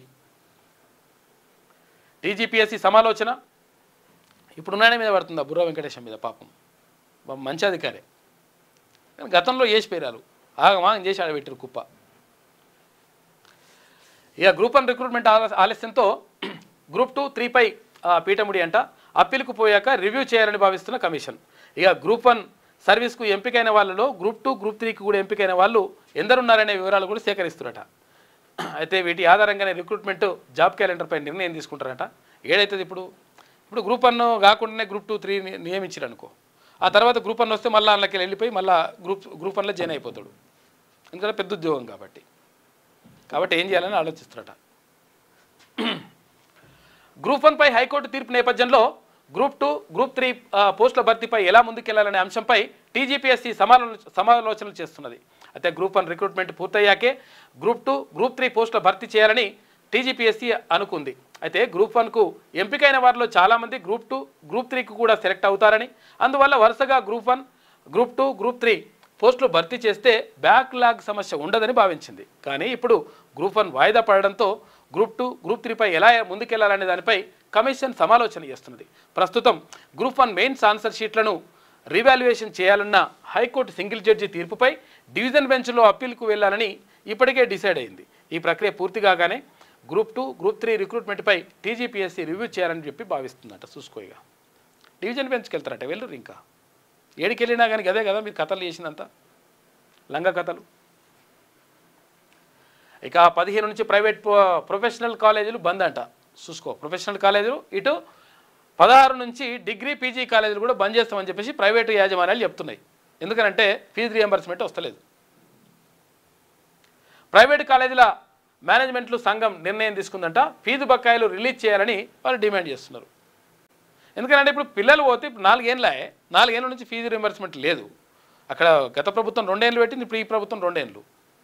ఇప్పుడు 4 ఏళ్ళు పెడితే ఏమవుతుంది? ఇప్పుడు ఇక్కడ ఎవరైతే చదువుకొని బయటకు వెళ్ళినటువంటి పిల్లలు ఎవరైతే ఉంటారో, విద్యార్థులు ఎవరైతే ఉంటారో వాళ్ళు ఉద్యోగాలు వచ్చినా కానీ పోలేని పరిస్థితి ప్రైవేట్ సెక్టార్లో. ఏదో ఒకటి చేసుకుందాం అనుకుంటే. ఎందుకంటే ఇక్కడ బిల్లు ఇక్కడ కట్టాలి, మళ్ళీ ఫీజు రియంబర్స్మెంట్ రాకపోతే లక్షలు ఇక్కడ ఫీజులు కట్టాలి. పరిస్థితి ఇట్లా తయారైపోయింది. 1 టైం సెటిల్మెంట్లు చేస్తానని చెప్పేసి ముఖ్యమంత్రి రేవంత్ రెడ్డి ప్రకటించిండు. మరి చేస్తే బాగుంటుందని చెప్పేసి అందరూ అనుకున్నారు, చేస్తారని చెప్పేసి కూడా భావించిండ్రు. ఇప్పుడేమో 22 నెలలు అవుతుంది ప్రభుత్వం ఏర్పడి. కట్టేస్తే మంచిగా ఉంటుంది. ఎందుకంటే స్టడీస్కి సంబంధించి, చదువులకు సంబంధించి మంచి నిర్ణయం తీసుకోవాల్సిన అవసరం, బాధ్యత ప్రభుత్వం పైన ఉంటుంది. ఇక పీజీ అడ్మిషన్లో స్పోర్ట్స్ కోటా యూజీసీ గైడ్లైన్స్కు తగ్గట్టుగా జీవో 21లో మార్పులు తీసుకొస్తారట పీజీ అడ్మిషన్లకు సంబంధించి. ఇక ఇవాళ మణిపూర్కు మోదీ 2023 అల్లర్ల తర్వాత తొలిసారి రాష్ట్రానికి పోతున్నాడు. నాటి హింసాత్మక ఘటనల్లో 260 మందికి పైగా మృతి. బాధితులను పరామర్శించనున్న ప్రధానమంత్రి చురాచాంద్పూర్ తర్వాత ఇంపాల్లో పర్యటన. ఇక 2 చోట్ల బహిరంగ సభలు నిర్వహించాలని చెప్పేసి అనుకుంటారట. 8,500 కోట్ల రూపాయల అభివృద్ధి పనులకు ప్రధానమంత్రి నరేంద్ర మోడీ శంకుస్థాపన చేస్తారట. భారీ భద్రతా ఏర్పాట్లు కూడా చేసిండ్రు మణిపూర్లో. మణిపూర్ అల్లర్లకు సంబంధించి అప్పుడు పోలేదనేటువంటి ఆరోపణ ఉన్నది. ఇక మరి ఎలక్షన్స్ దగ్గరికి వస్తుంది, ఏమవుతుందో కానీ అక్కడ పోతున్నట. 8,500 కోట్ల రూపాయల పనులు చేస్తారట. ఇక నేపాల్ ప్రధానిగా సుశీలా కర్కి ప్రెసిడెంట్ పౌడెల్ సమక్షంలో ప్రమాణ స్వీకారం. దేశ తొలి మహిళా ప్రధానిగా సుప్రీంకోర్టు మాజీ సీజే రికార్డు సృష్టించింది. బాధ్యతలు చేపట్టిన వెంటనే కేబినెట్ భేటీ చేసిండ్రు. 2026 మార్చి 4న ఎన్నికలు నిర్వహించాలని నిర్ణయం తీసుకున్నట. ప్రస్తుత పరిస్థితుల దృష్ట్యా ఎమర్జెన్సీ ప్రకటించే అవకాశం కూడా ఉందంట. సుశీలా కర్కితో ప్రమాణం చేయిస్తున్న ప్రెసిడెంట్ పౌడేల్ అని చెప్పేసి వార్త కనిపిస్తూ ఉంది. అక్కడ గతంలో ఆమె సుప్రీంకోర్టు ప్రధాన న్యాయమూర్తిగా పనిచేసిందంట. ఆమెనే ఇప్పుడు అక్కడ ప్రధానిగా ప్రమాణం చేయిస్తున్నారు. మొదటి మహిళ అంటే అక్కడ ఏది నేపాల్కి సంబంధించి మహిళా ప్రధాని. ఇక నేపాల్లో అవినీతి, సోషల్ మీడియా బ్యాన్పై తిరగబడ్డ యువత. ఇక ఫేక్ ప్రచారం కోసం సోషల్ మీడియాను ఎక్కువ వాడుకుంటున్నది. మనమేనయ్యా, బ్యాన్ చేసే ప్రసక్తే లేదు అని చెప్పేసి ఇట్లా మాట్లాడుకుంటారట వీళ్ళు. ఇది వెలుగులో ఉన్నటువంటి ప్రధాన కథనాలు. అయితే ఒకసారి ఆంధ్రజ్యోతి చూద్దాం. కార్ అయినా బైక్ అయినా లారీ అయినా రేడియం స్టిక్కర్ తప్పనిసరి. ఎందుకనంటే రాత్రిపూట పోయేటప్పుడు ఒకవేళ లైట్లు రాకపోతే ఆ రేడియం స్టిక్కర్ ఉంటే ఆ రేడియం స్టిక్కర్ చెక్కును మెరిస్తే అక్కడ అక్కడ వెహికల్ పోతుందనేటువంటి సంకేతం వస్తుంది. దానివల్ల ప్రమాదాలు కొంచెం తగ్గుతాయనేటువంటిది ఆలోచన అంట. ఒక మంచి ఆలోచనే, అది నిర్ణయం తీసుకున్నారు. ప్రమాదాల నివారణకు రవాణా శాఖ కీలక నిర్ణయం. వాహనం దాని మూలలు కనిపించేలా స్టిక్కర్ ఉండాలి. ఎందుకంటే ఇప్పుడు ఇక్కడ మధ్యలో లైట్లు ఉంటాయి. ఇప్పుడు ఏది ఇక్కడ లారో బస్సో ఇట్లా ఉన్నది అనుకో, ఇట్లా ఉంటే ఏమవుతుంది, ఇప్పుడు ఇక్కడ వెనకాల నుంచి ఇట్లుంటుంది. అయితే ఇక్కడ వెనక నుంచి చూసుకుంటే ఇట్లున్నది అనుకో, ఇట్లుంటే గీడొకటి లైటు, తర్వాత ఈడొక లైట్ ఉంటుంది. ఇక్కడ ఇట్లుంటే ఇక్కడ లైట్ ఉంటుంది. ఇక్కడ అంటే ఇక్కడ ఇక్కడ ఈ స్పేసు, తర్వాత ఈ స్పేస్ కనిపించకపోతే ఇక్కడికి వచ్చి గుద్దుకునేటువంటి ప్రమాదం ఉంటుంది నైట్ పూట ఈ సైడ్కి. కాబట్టి ఇదంతా కూడా స్టిక్కర్ వేయాలని చెప్పేసి అనుకుంటున్నట్ట. స్టిక్కర్ వేస్తే కొంతవరకు మేలు జరుగుతుంది అనుకుంటున్నట్టు. ఇట్లా స్టిక్కర్ వేస్తారనమాట. మొత్తం బార్డర్కి అంతా స్టిక్కర్ వేస్తే ఏమవుతుందంటే బార్డర్లో ఏమున్నాయో తెలిసిపోతుంది. దీంతో కొంత ప్రమాదాలు నివారించవచ్చు అని చెప్పేసి అనుకుంటున్నట్ట. రాత్రిపూట వాహనాలు స్పష్టంగా కనిపించడానికి నిబంధన. అధీకృత సంస్థ నుంచే స్టిక్కర్లు కొనాలని చెప్పేసి ఉత్తర్వుల్లో ఆదేశాలు జారీ చేసిరట. ఈ స్టిక్కర్ కొనాలి బాగానే ఉంది, కానీ అధీకృత సంస్థ, అదే సంస్థ నుంచి కొనాలంటే ఇంట్లో కూడా కుంభకోణం ఉంటుంది లెక్క. ఎందుకంటే హాల స్టిక్కర్లే కొనాలంటే అందులో కథ ఉంటుంది అనమాట లెక్క, అందులో కమిషన్ ఉంటుంది. స్టిక్కర్లు కొనాలడం మంచిదే, వేయాలని చెప్పడం కూడా మంచిదే, కానీ అదే సంస్థ నుంచి కొనాలడం మాత్రం అందులో మోసం ఉన్నది లెక్క. కర్ణాటకలో మళ్ళీ కులగణన. 1.75 లక్షల మంది టీచర్లతో సర్వే చేస్తారట. దసరా సెలవుల్లో నిర్వహణ. పాత సర్వే 10 ఏళ్ల నాటిది, అందుకే మళ్ళీ గణన అని చెప్పేసి సీఎం సిద్ధరామయ్య అంటున్నాడు. కర్ణాటకలో మళ్ళీ సామాజిక విద్యా సర్వే కులగణన 2025 నిర్వహిస్తామని ముఖ్యమంత్రి సిద్ధరామయ్య తెలిపారు. బెంగళూరులోని తన అధికారిక నివాసం కృష్ణలో శుక్రవారం ఆయన మీడియాతో మాట్లాడారు. రాష్ట్రంలో బీసీ కమిషన్ ఆధ్వర్యంలో ఈ నెల 22 నుంచి అక్టోబర్ 7వ తేదీ వరకు సర్వే కొనసాగుతుందని తెలిపారు. దీనికోసం 420 కోట్ల రూపాయలు కేటాయిస్తామని చెప్పేసి చెప్పిందట. ఇక జీతంతో పాటు ఎమ్మెల్యే నిధుల్లో 10% కమిషన్ అట. చూసుకో, ఇక జీతం కాకుండా ఎమ్మెల్యే నిధుల్లో కూడా 10% కమిషన్ వేయాలని చెప్పేసి పెట్టుకున్నట. ఎవరు? ఒక ఎమ్మెల్యే. ఎమ్మెల్యేలుగా తమకు వచ్చే వేతనాలతో పాటు ఎమ్మెల్యే నిధుల్లో 10% కమిషన్ కూడా తీసుకుంటున్నామని ఏకంగా ఓ ఎమ్మెల్యేనే అందరి ముందు బహిరంగంగా వెల్లడించిండు. ఎక్కడ? కాన్పూర్లో బీజేపీ కార్యకర్తలతో జరిగిన సమావేశంలో కిద్వాయ్ నగర్ బీజేపీ ఎమ్మెల్యే మహేష్ త్రివేది ఈ వ్యాఖ్యలు చేశారు. తాము 2 రకాలుగా లాభం పొందుతున్నా క్షేత్రస్థాయిలో ఉండే కార్యకర్తలకు మాత్రం ఏ ప్రతిఫలం దక్కడం లేదని ఆయన పేర్కొన్నాడు. నిజాయితీగా నిజంగా మాకు వస్తున్నాయి పైసలు, కానీ పాపం కార్యకర్తలకు ఏమొస్తలే అంటున్నట. ఈ మేరకు మహేష్ త్రివేది వ్యాఖ్యలతో కూడిన వీడియో సోషల్ మీడియాలో వైరల్ అయింది. ఇక రాజకీయ వర్గాల్లో ఇది సంచలనం సృష్టించింది. కాగా సదరు వీడియోపై మహేష్ త్రివేది కానీ బీజేపీ అధిష్టానం కానీ ఇప్పటివరకు స్పందించలేదట. త్వరలో భారత్కు ట్రంప్ వస్తారని చెప్పేసి అక్కడ మరి అంటున్నారు. ఇక క్వాడ్ సదస్సుకు హాజరయ్యే అవకాశం. భారత్ను చైనాకు దూరం చేయడమే లక్ష్యం. భారత్లో అమెరికా రాయబారి సెర్గియో ఘోర్ వెల్లడి అని చెప్పేసి ఒక వార్త కనిపిస్తుంది. భారత్లో త్వరలో జరగనున్న క్వాడ్ దేశాధినేతల సదస్సుకు అమెరికా అధ్యక్షుడు ట్రంప్ హాజరయ్యే అవకాశం ఉందని భారత్కు అమెరికా రాయబారిగా ట్రంప్ ఇటీవల నియమించిన సెర్గియో ఘోర్ తెలిపారు. అమెరికా రాయబారి అయితే గురువారం ఆయన సెనెట్ ఫారిన్ రిలేషన్స్ కమిటీతో మాట్లాడుతూ ఈ సదస్సుకు హాజరయ్యే అవకాశం ఉందండి.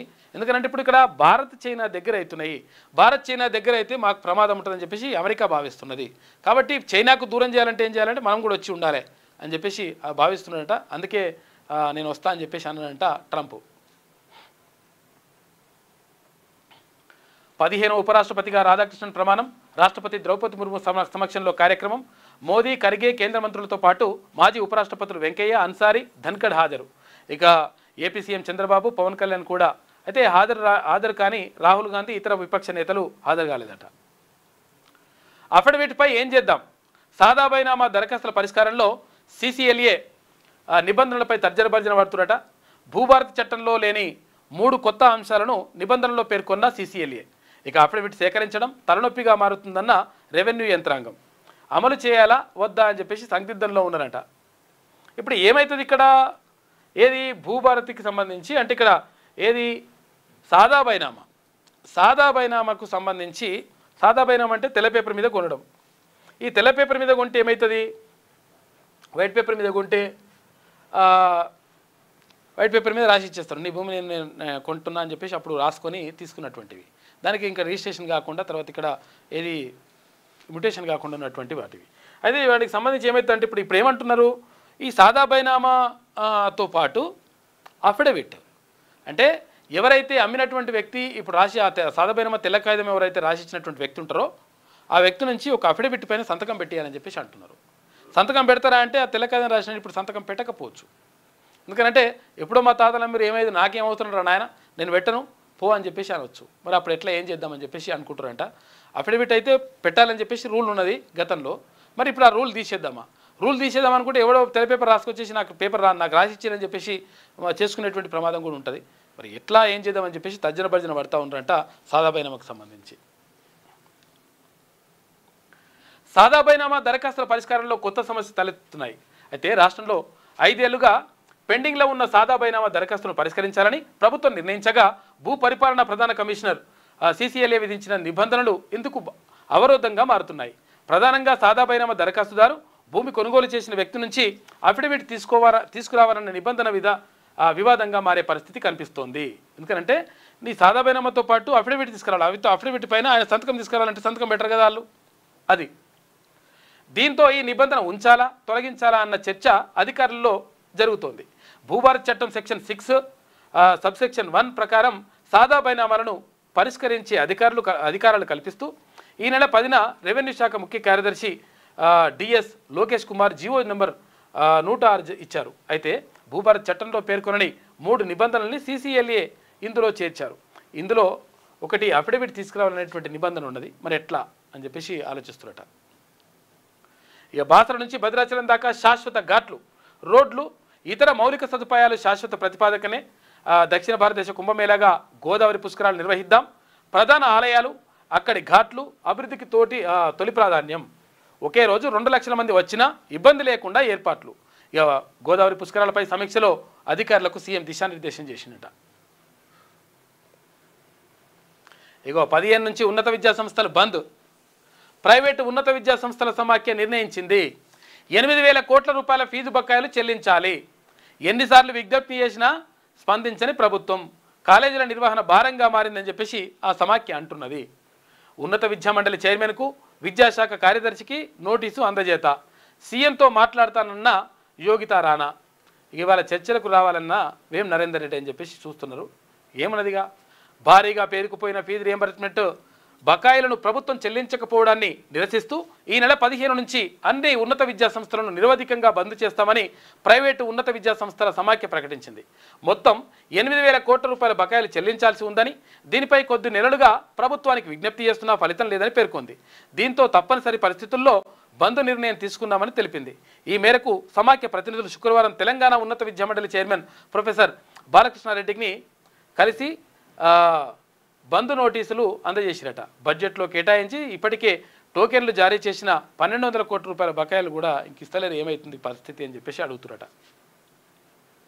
ఇక నేపాల్ తాత్కాలిక ప్రధానిగా సుశీలా కర్కి రాత్రి 9 గంటల 30 నిమిషాలకు ప్రమాణ స్వీకారం చేసింది. వెంటనే కీలక అధికారులతో భేటీ అయింది. వచ్చే ఏడాది మార్చి 4న ఎన్నికలకు ప్రతిపాదన. అధికార మార్పిడి ప్రశాంతంగా జరిగేలా నేపాల్లో ఎమర్జెన్సీకి సిఫారసు. ప్రభుత్వంలో చేరని జెడ్ ప్రతినిధులు హోటల్కు నిరసనకారులను నిప్పుపెట్టిండ్రు. కిందికి దూకిన భారతీయురాలి మృతి. అయ్యో పాపం. భారతీయ పర్యాటకుల బస్సు పైన కూడా రాళ్ళేసిరట. ఆగమాగం ఉన్నది నేపాల్లో. ఇక ఇవాళ రేపు భారీ వర్షాలు ఉంటాయంట. బంగాళాఖాతంలో అల్పపీడనం. హైదరాబాద్ వాతావరణ కేంద్రం హెచ్చరిక. రాష్ట్ర వ్యాప్తంగా పలు జిల్లాల్లో దంచి కొట్టిన వాన. భూపాలపల్లి జిల్లాలో పిడుగుపాటుకు 94 గొర్రెలు చచ్చిపోయినాడు పాపం. పరిహారం ఎట్లున్నాయేమో. ఇక లోక్సభలోనే వారసులు ఎక్కువ ఉన్నారట. ఎక్కడ? ఎంపీలలో 543 మంది ఎంపీల్లో 31% మంది రాజకీయ నేపథ్యం ఉన్న కుటుంబాల వారే. ఇప్పుడు దేశంలోని అసెంబ్లీల్లో 20%, శాసన మండలిలో 22%, ఏపీలో 8%, తెలంగాణలో 11% మంది ఎంపీల వారసులే ఉన్నారట. ఇప్పుడు కడియం ఉంటే కడియం శ్రీహరి వాళ్ళ కూతురు, ఇప్పుడు కడియం కావ్య ఉన్నది. తర్వాత ఇక్కడ ఇప్పుడు జానారెడ్డి ఉంటే జానారెడ్డి వాళ్ళ కుమారుడు ఉన్నాడు, కొడుకు ఉన్నాడు ఆయన. తర్వాత ఇట్లా మొత్తం మీద అలా వారసులే. ఇప్పుడు ఎక్కడ వివేక్ వెంకటస్వామి ఉంటే వివేక్ వెంకటస్వామి కుమారుడు అక్కడ వంశీ ఆయన ఎంపీగా ఉన్నాడు. ఇట్లా వారసులే ఎక్కువగా ఉంటుందంట. కాబట్టి లోక్సభలోనే ఎక్కువ ఉన్నారని చెప్పేసి ఒక సర్వే తెలుపుతూ ఉంది. ఏపీలో 8 మంది, తెలంగాణలో 11 మంది ఎంపీలు వారసులే. పురుషుల కన్నా మహిళల్లోనే అధికంగా ఉన్నదని చెప్పేసి ఏడీఆర్ నివేదిక ఇచ్చింది. జాతీయ పార్టీల్లో కాంగ్రెస్లో వారసులు ఎక్కువ అని చెప్పేసి వెల్లడించారు. దేశవ్యాప్తంగా శాసనసభల్లో కన్నా లోక్సభలోనే వారసుల సంఖ్య అధికంగా ఉందని, దేశంలో వారసత్వ రాజకీయాలు తీవ్ర ప్రభావం చూపుతున్నాయని అసోసియేషన్ ఆఫ్ డెమోక్రటిక్ రిఫార్మ్స్ తెలిపింది. ఇక 543 లోక్సభ ఎంపీల్లో 167 మంది అంటే 31% మంది వారసత్వ నేపథ్యం ఉండగా 224 మంది రాజ్యసభ ఎంపీల్లో 47 మంది అంటే 21% వ్యాపార వారసత్వ నేపథ్యం ఉందని చెప్పేసి వెల్లడించింది ఆ సంస్థ. చూసుకో, వారసులే ఉన్నారట. ఎందుకంటే అయ్యనో అమ్మనో ఎవరో ఉండాలి లెక్క అన్నట్టు. 27,650 టన్నులు రాష్ట్రానికి 4 రోజుల్లో రానున్న యూరియా. గత 2 రోజుల్లో 23,000 టన్నులు సరఫరా. రైతులకు ఎదురయ్యే సమస్యల పరిష్కారానికి తోడ్పడేలా వ్యవసాయ శాఖకు ప్రత్యేక యాప్ అని చెప్పేసి మంత్రి తుమ్మల నాగేశ్వరరావు అంటున్నాడు. ఎరువులు తీసుకొస్తారట మెల్లమెల్లగా. ఇక అల్బేనియాలో కృత్రిమ మీద మంత్రి చూసుకోయిగా ఏఐ మంత్రి అంట. ఆమె పేరు కూడా పెట్టి ప్రపంచంలోనే తొలిసారిగా మంత్రిని ఏఐ నుంచి పెట్టేసారు. మనిషి కాదు, ఏఐ ఆర్టిఫిషియల్ ఇంటెలిజెన్సు ఇప్పుడు మంత్రి అయింది ఆడ. పట్టపగలు శ్రీఫక్కిలో దారి దోపిడి, 40 లక్షల చోరీ. ముందు వెళ్తున్న కారును వెనుక నుంచి కారుతో ఢీకొట్టిన దుండగులు. లోపలున్న వారిపై కారం జల్లి డమ్మి పిస్తోలు కత్తులతో బెదిరించి దోపిడీ చేసిరట. రంగారెడ్డి జిల్లా కొత్తపల్లిలో ఘటన. ఇక బ్యాంకులో 5 లక్షలు కాజేసిన బాలుడు, పిల్లగాడంట వీడు, 18 ఏళ్ళ లోపునుడు. సీసీ కెమెరా ఫుటేజీలో నిర్ధారణ. నిజామాబాద్ జిల్లా బోధన్ ఎస్బీఐలో ఘటన చోటు చేసుకుంది. చోరీపై పోలీసులు దర్యాప్తు చేస్తున్నారు. ఈ నెల 8న ఘటన ఆలస్యంగా వెలుగులోకి వచ్చిందట. పిల్లగాడు 5 లక్షలు వేసేసినట్టు వాడు. ఇక బాణసంచా నిషేధంపై జాతీయ విధానం ఉండాలి కదా అని చెప్పేసి, కాలుష్య నియంత్రణకు ఢిల్లీకే పరిమితం కాకూడదు, చేయడం ఎందుకు, దీన్ని దేశవ్యాప్తంగా అమలు చేస్తే మంచిగా ఉంటుందని చెప్పి సుప్రీంకోర్టు సూచించిందట. ఇక రియల్ ఎస్టేట్ వ్యాపారి దారుణ హత్య, నడి రోడ్డుపైనే ఘటన. హైదరాబాద్ కుషాగూడలో ఘోరం. వ్యాపార ఆర్థిక లావాదేవీల కారణం అని చెప్పేసి అంటున్నారు. పోలీసుల అదుపులో నిందితుడున్నాడు. బీసీ డిక్లరేషన్ విజయోత్సవ సభ వాయిదా వేసిండ్రు ఎవరు? కాంగ్రెస్ పార్టీ. 15న కామారెడ్డిలో నిర్వహించాలని ఇంతకుముందు పీసీసీ నిర్ణయించింది. అసలు యాక్చువల్గా మరి వర్షం అని చెప్తున్నారు, కానీ విషయం ఏంటంటే ఏదైతే కామారెడ్డి డిక్లరేషన్లో బీసీ డిక్లరేషన్ చేసిండ్రో ఆ డిక్లరేషన్లో ప్రకటించినటువంటి 26 అంశాలు ఉంటే ఒక్క అంశాన్ని కూడా, ఒక్క హామీని కూడా నెరవేర్చలేదు. దీంతో ఏం చేయాలనో అర్థం కాని పరిస్థితిలో వాయిదా వేసుకున్నట్టుగా తెలుస్తూ ఉంది. మరి వాళ్ళు ఎప్పుడు మాత్రం వాన వస్తుందని చెప్పేసి వాయిదా వేస్తున్నామని అంటున్నారు వాళ్ళు.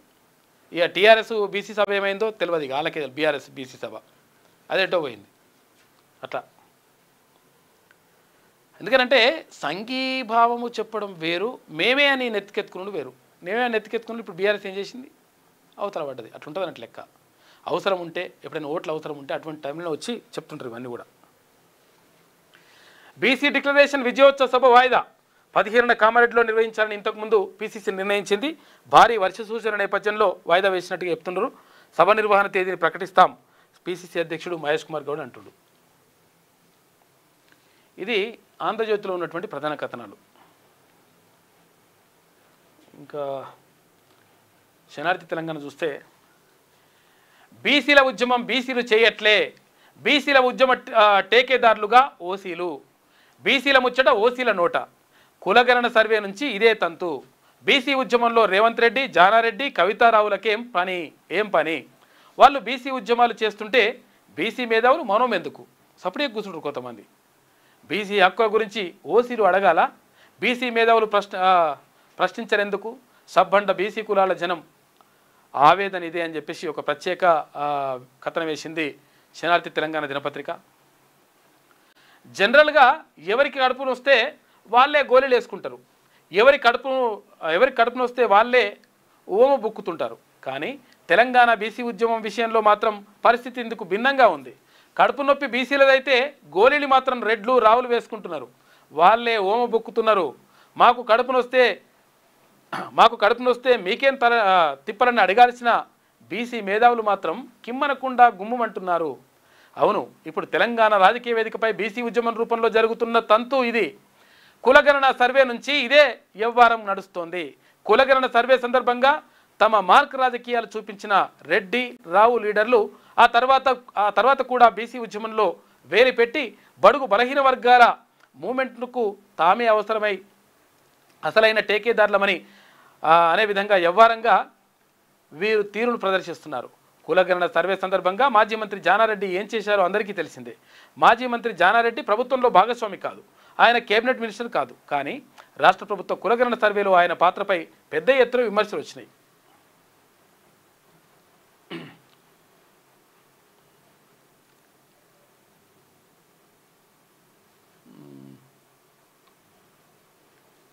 ఏమై ఇక్కడ ఓకే, కులగణన సర్వేలో ఆయన ఎంట్రీ తర్వాతే వివాదాలు పెరిగాయనే విమర్శలు వచ్చాయి. జానారెడ్డి కులగణన సర్వేలో బీసీల జనాభాను కావాలని తగ్గించే ప్రయత్నం చేశారనే అపవాదును మూటగట్టుకున్నారు. ఈడబ్ల్యూఎస్ రిజర్వేషన్లు తగ్గొద్దనే ఉద్దేశంతోనే ఆయన బీసీ వర్గాల జనాభా లెక్కలను తగ్గించారనే ఆరోపణలు వచ్చాయి. అయితే అప్పట్లో జానారెడ్డిపై పెద్ద ఎత్తున విమర్శలు రావడంతో ఈ విషయంలో ఆయన ప్రత్యేకంగా వివరణ ఇచ్చుకోవాల్సి వచ్చింది. ఇక కులగణనపై అప్పట్లో క్యూన్యూస్ క్షేత్రస్థాయి పరిశీలన చేయగా అనేక తప్పిదాలు బహిర్గతమయ్యాయి. ఈ నేపథ్యంలోనే జానారెడ్డి పెద్ద ఎత్తున విమర్శలు వచ్చాయి ఆయన పైన. ఇక కులగణన విషయంలో ముఖ్యమంత్రి రేవంత్ రెడ్డి నిబద్ధత గురించి ప్రత్యేకంగా చెప్పాల్సిన పని లేదు. కులగణన ఆధారంగా విద్యా ఉద్యోగ స్థానిక సంస్థల్లో సీఎం రేవంత్ రెడ్డి సర్కార్ బీసీలకు 42% రిజర్వేషన్ కల్పిస్తూ అసెంబ్లీలో 2 బిల్లులు ఆమోదించి బీసీల పట్ల తనకు ఎనలేని ప్రేమ ఉన్నట్లు కలరింగ్ ఇచ్చారు. అయితే ఆ 2 బిల్లులను కేంద్రం పక్కన పడేయడంతో మళ్ళీ కొత్తగా స్థానిక సంస్థలపై ఆర్డినెన్స్ను తీసుకొచ్చారు. దీన్ని కూడా గవర్నర్ న్యాయ సలహా పేరుతో పక్కన పడేశారు. దీంతో బీసీలకు తానొక్కడనే న్యాయం చేయగలనని చెప్పుకుంటున్న రేవంత్ రెడ్డి బీఆర్ఎస్ ప్రభుత్వ హయాంలో తీసుకొచ్చిన పంచాయతీరాజ్ యాక్టుకు చట్ట సవరణ చేసి స్థానిక సంస్థల ఎన్నికల్లో బీసీలకు 42% రిజర్వేషన్లు కల్పించనున్నట్లు చెప్పుకొచ్చారు. అయితే దీన్ని కూడా గవర్నర్ పక్కన పడేయడం గమనార్హం. అయితే బీసీల కోసం ఇంతలా తాపత్రయపడుతున్న రేవంత్ రెడ్డి కేంద్ర ప్రభుత్వంపై ఒత్తిడి తెచ్చేందుకు ఎందుకు ఢిల్లీలో ధర్నాలు చేయడం లేదనే అంతుచిక్కని ప్రశ్న. అయితే వాస్తవానికి జాతీయ స్థాయిలో కాంగ్రెస్కు సొంతంగా 100 లోక్సభ స్థానాలు ఉన్నాయి. విపక్షాలను కలుపుకుంటే ఆ సంఖ్య గణనీయంగా పెరిగే ఛాన్స్ ఉన్నాయి. కానీ రేవంత్ రెడ్డి మాత్రం హైకమాండ్పై ఒత్తిడి పెంచి తమ బీసీ ఉద్యమానికి మద్దతు కూడగట్టడంలో దారుణంగా వైఫల్యం చెందుతున్నారు. ఇక కవితారావు గురించి ప్రత్యేకంగా చెప్పాల్సిన పని లేదు. బీఆర్ఎస్ 10 ఏళ్ల ప్రభుత్వ పాలనలో ఆమె ఏనాడు బీసీల గురించి అసలే ప్రస్తావించలేదు.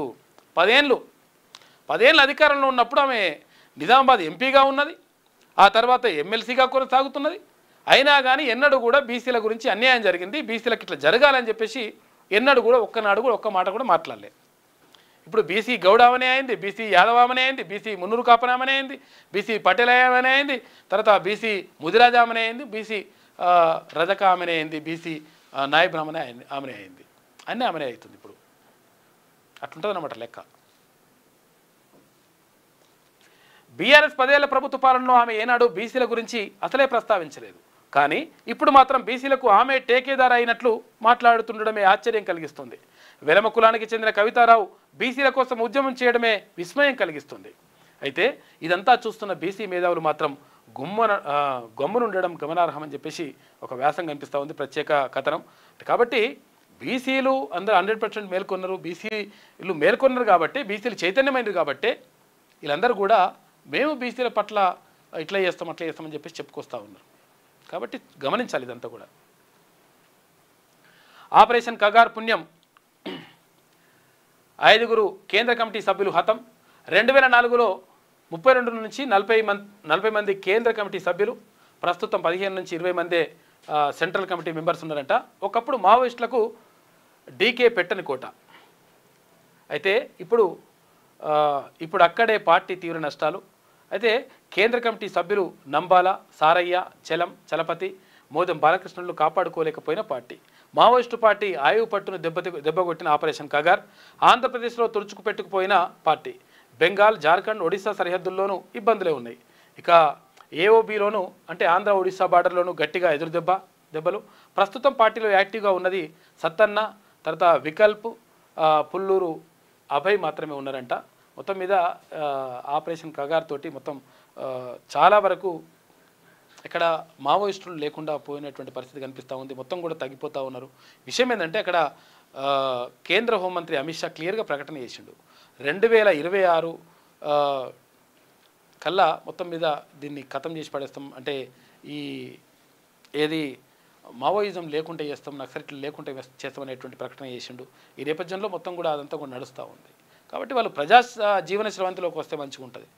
ప్రజా జీవనంలోకి వచ్చి ప్రజా జీవితంలో ప్రజాస్వామ్యయుతంగా కొట్లాడితే మంచిగా ఉంటుంది. కానీ బాంబులు వేసుకుంటాం, తుపాకులు పడతామంటే ఇప్పుడు పరిస్థితులు బాగాలేవు. అప్పట్లో బాగా నడిచింది, అది వేరే విషయం. సిద్ధరామయ్య సంచలన నిర్ణయం, మళ్ళీ కులగణన నిర్వహణకు ఓకేనంట. ఈ నెల 22 నుంచి వచ్చే నెల 7వ తేదీ వరకు కులగణన, సామాజిక ఆర్థిక విద్యా సర్వేపై దృష్టి. కులగణనతో కర్ణాటకలో తేలనున్న 7 కోట్ల జనాభా, 2 కోట్ల కుటుంబ వివరాలు అని చెప్పేసి ఒక వార్త కనిపిస్తూ ఉంది. మళ్ళీ చేస్తారట. 15 నుంచి కాలేజీల నిరవధిక బంద్. తెలంగాణ ఉన్నత విద్యా సంస్థల ఫెడరేషన్ నిర్ణయం తీసుకుంది. రాష్ట్ర ఉన్నత విద్యా మండలి చైర్మన్కు నోటీస్ ఇచ్చింది. 10,000 కోట్ల రూపాయల ఫీజు రియంబర్స్మెంట్, 10,000 కాదు 8,000 కోట్ల రూపాయలు ఫీజు రియంబర్స్మెంట్, స్కాలర్షిప్స్ విడుదల చేయాలని చెప్పేసి డిమాండు. ఇంజనీర్స్ డేను బ్లాక్ డేగా ప్రకటిస్తామని ప్రకటన. కామారెడ్డి బీసీడీ గర్జన వాయిదా వేసిండ్రు. భారీ వర్షాలే కారణం అంటున్నారు.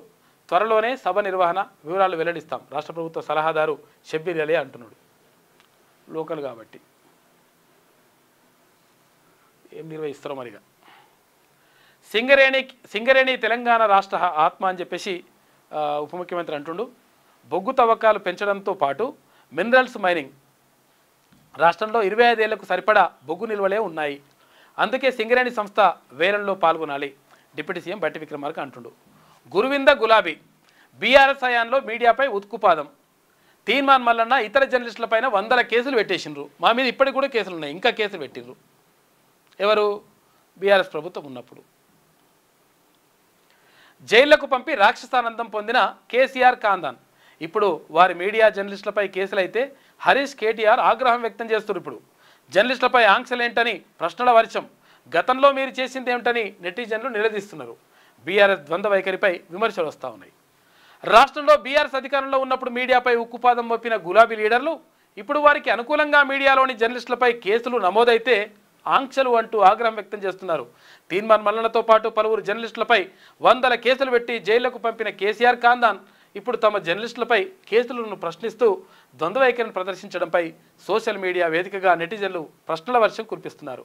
బీఆర్ఎస్ పాలనలో మీడియా స్వేచ్ఛపై, ప్రత్యేకించి సోషల్ మీడియాలో బీఆర్ఎస్ మోసాలు, అవినీతిపై ప్రశ్నించే వారిపై తీవ్ర ఆంక్షలు విధించారు. తీన్మాన్ మల్లన ఇతర పలువురు జర్నలిస్టులపై, మాపైన, తర్వాత ఇక్కడ రఘుపైన, తొలివెలుగు రఘుపైన, అక్కడ ఏది మైపాల్ యాదవ్ పైన, ఇటు ఎవరు కాలోజీ సీనన్న పైన, ఇట్లా రకరకాలుగా చాలామంది పైన వేధింపులకు గురి చేసినప్పుడు అక్రమ కేసులు పెట్టింది. ఇప్పుడేమో అక్రమ కేసులని ఇల్లే అంటున్నారు. మళ్ళీ ఉంటుంది అన్నట్టు, వాళ్ళకు వస్తే ఓ తిరుగుంటుంది. గోదావరి పుష్కరాలకు పటిష్ట ఏర్పాట్లు చేయండి. ఆలయాలు, పుష్కర ఘాట్ల వద్ద భద్రత పెంచండి. భక్తుల రద్దీకి తగిన మౌలిక వసతులు కల్పించండి. అధికారులకు ముఖ్యమంత్రి రేవంత్ రెడ్డి ఆదేశాలు. కమాండ్ కంట్రోల్ సెంటర్లో ఆఫీసర్లతోని సమీక్ష నిర్వహించిండు.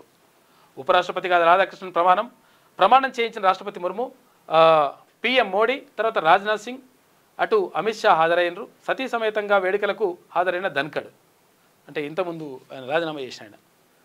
కేటీఆర్ వర్సెస్ జూపల్లి, ఫిరాయింపులపై మాటల యుద్ధం. ఎమ్మెల్యేలకు సిగ్గుందా అని కేటీఆర్ ఆగ్రహం. ఎమ్మెల్యేల చోరీపై రాహుల్ మాట్లాడట్లేదని ఫైర్ అయినట. ఇక బీఆర్ఎస్ ఫిరాయింపులను ప్రోత్సహించలేదా అని చెప్పేసి జూపల్లి కౌంటర్ వేసిండు. వాస్తవమే కదా, అన్నీ మీరే పడుతున్నారు లంగకథలన్నీ. మళ్ళీ ఇప్పుడు మీరు ఫిరాయింపులు ఎట్లా ఉంటుంది? ఇప్పుడు దొంగనే దొంగ అన్నట్టు ఉంటుంది. 34 మంది ఎమ్మెల్యేని కథం చేస్తారు, అన్ని పార్టీలను కథం చేస్తారు. ఇప్పుడు ఏమవుతుంది? మీ పార్టీ కథం అవుతుంది.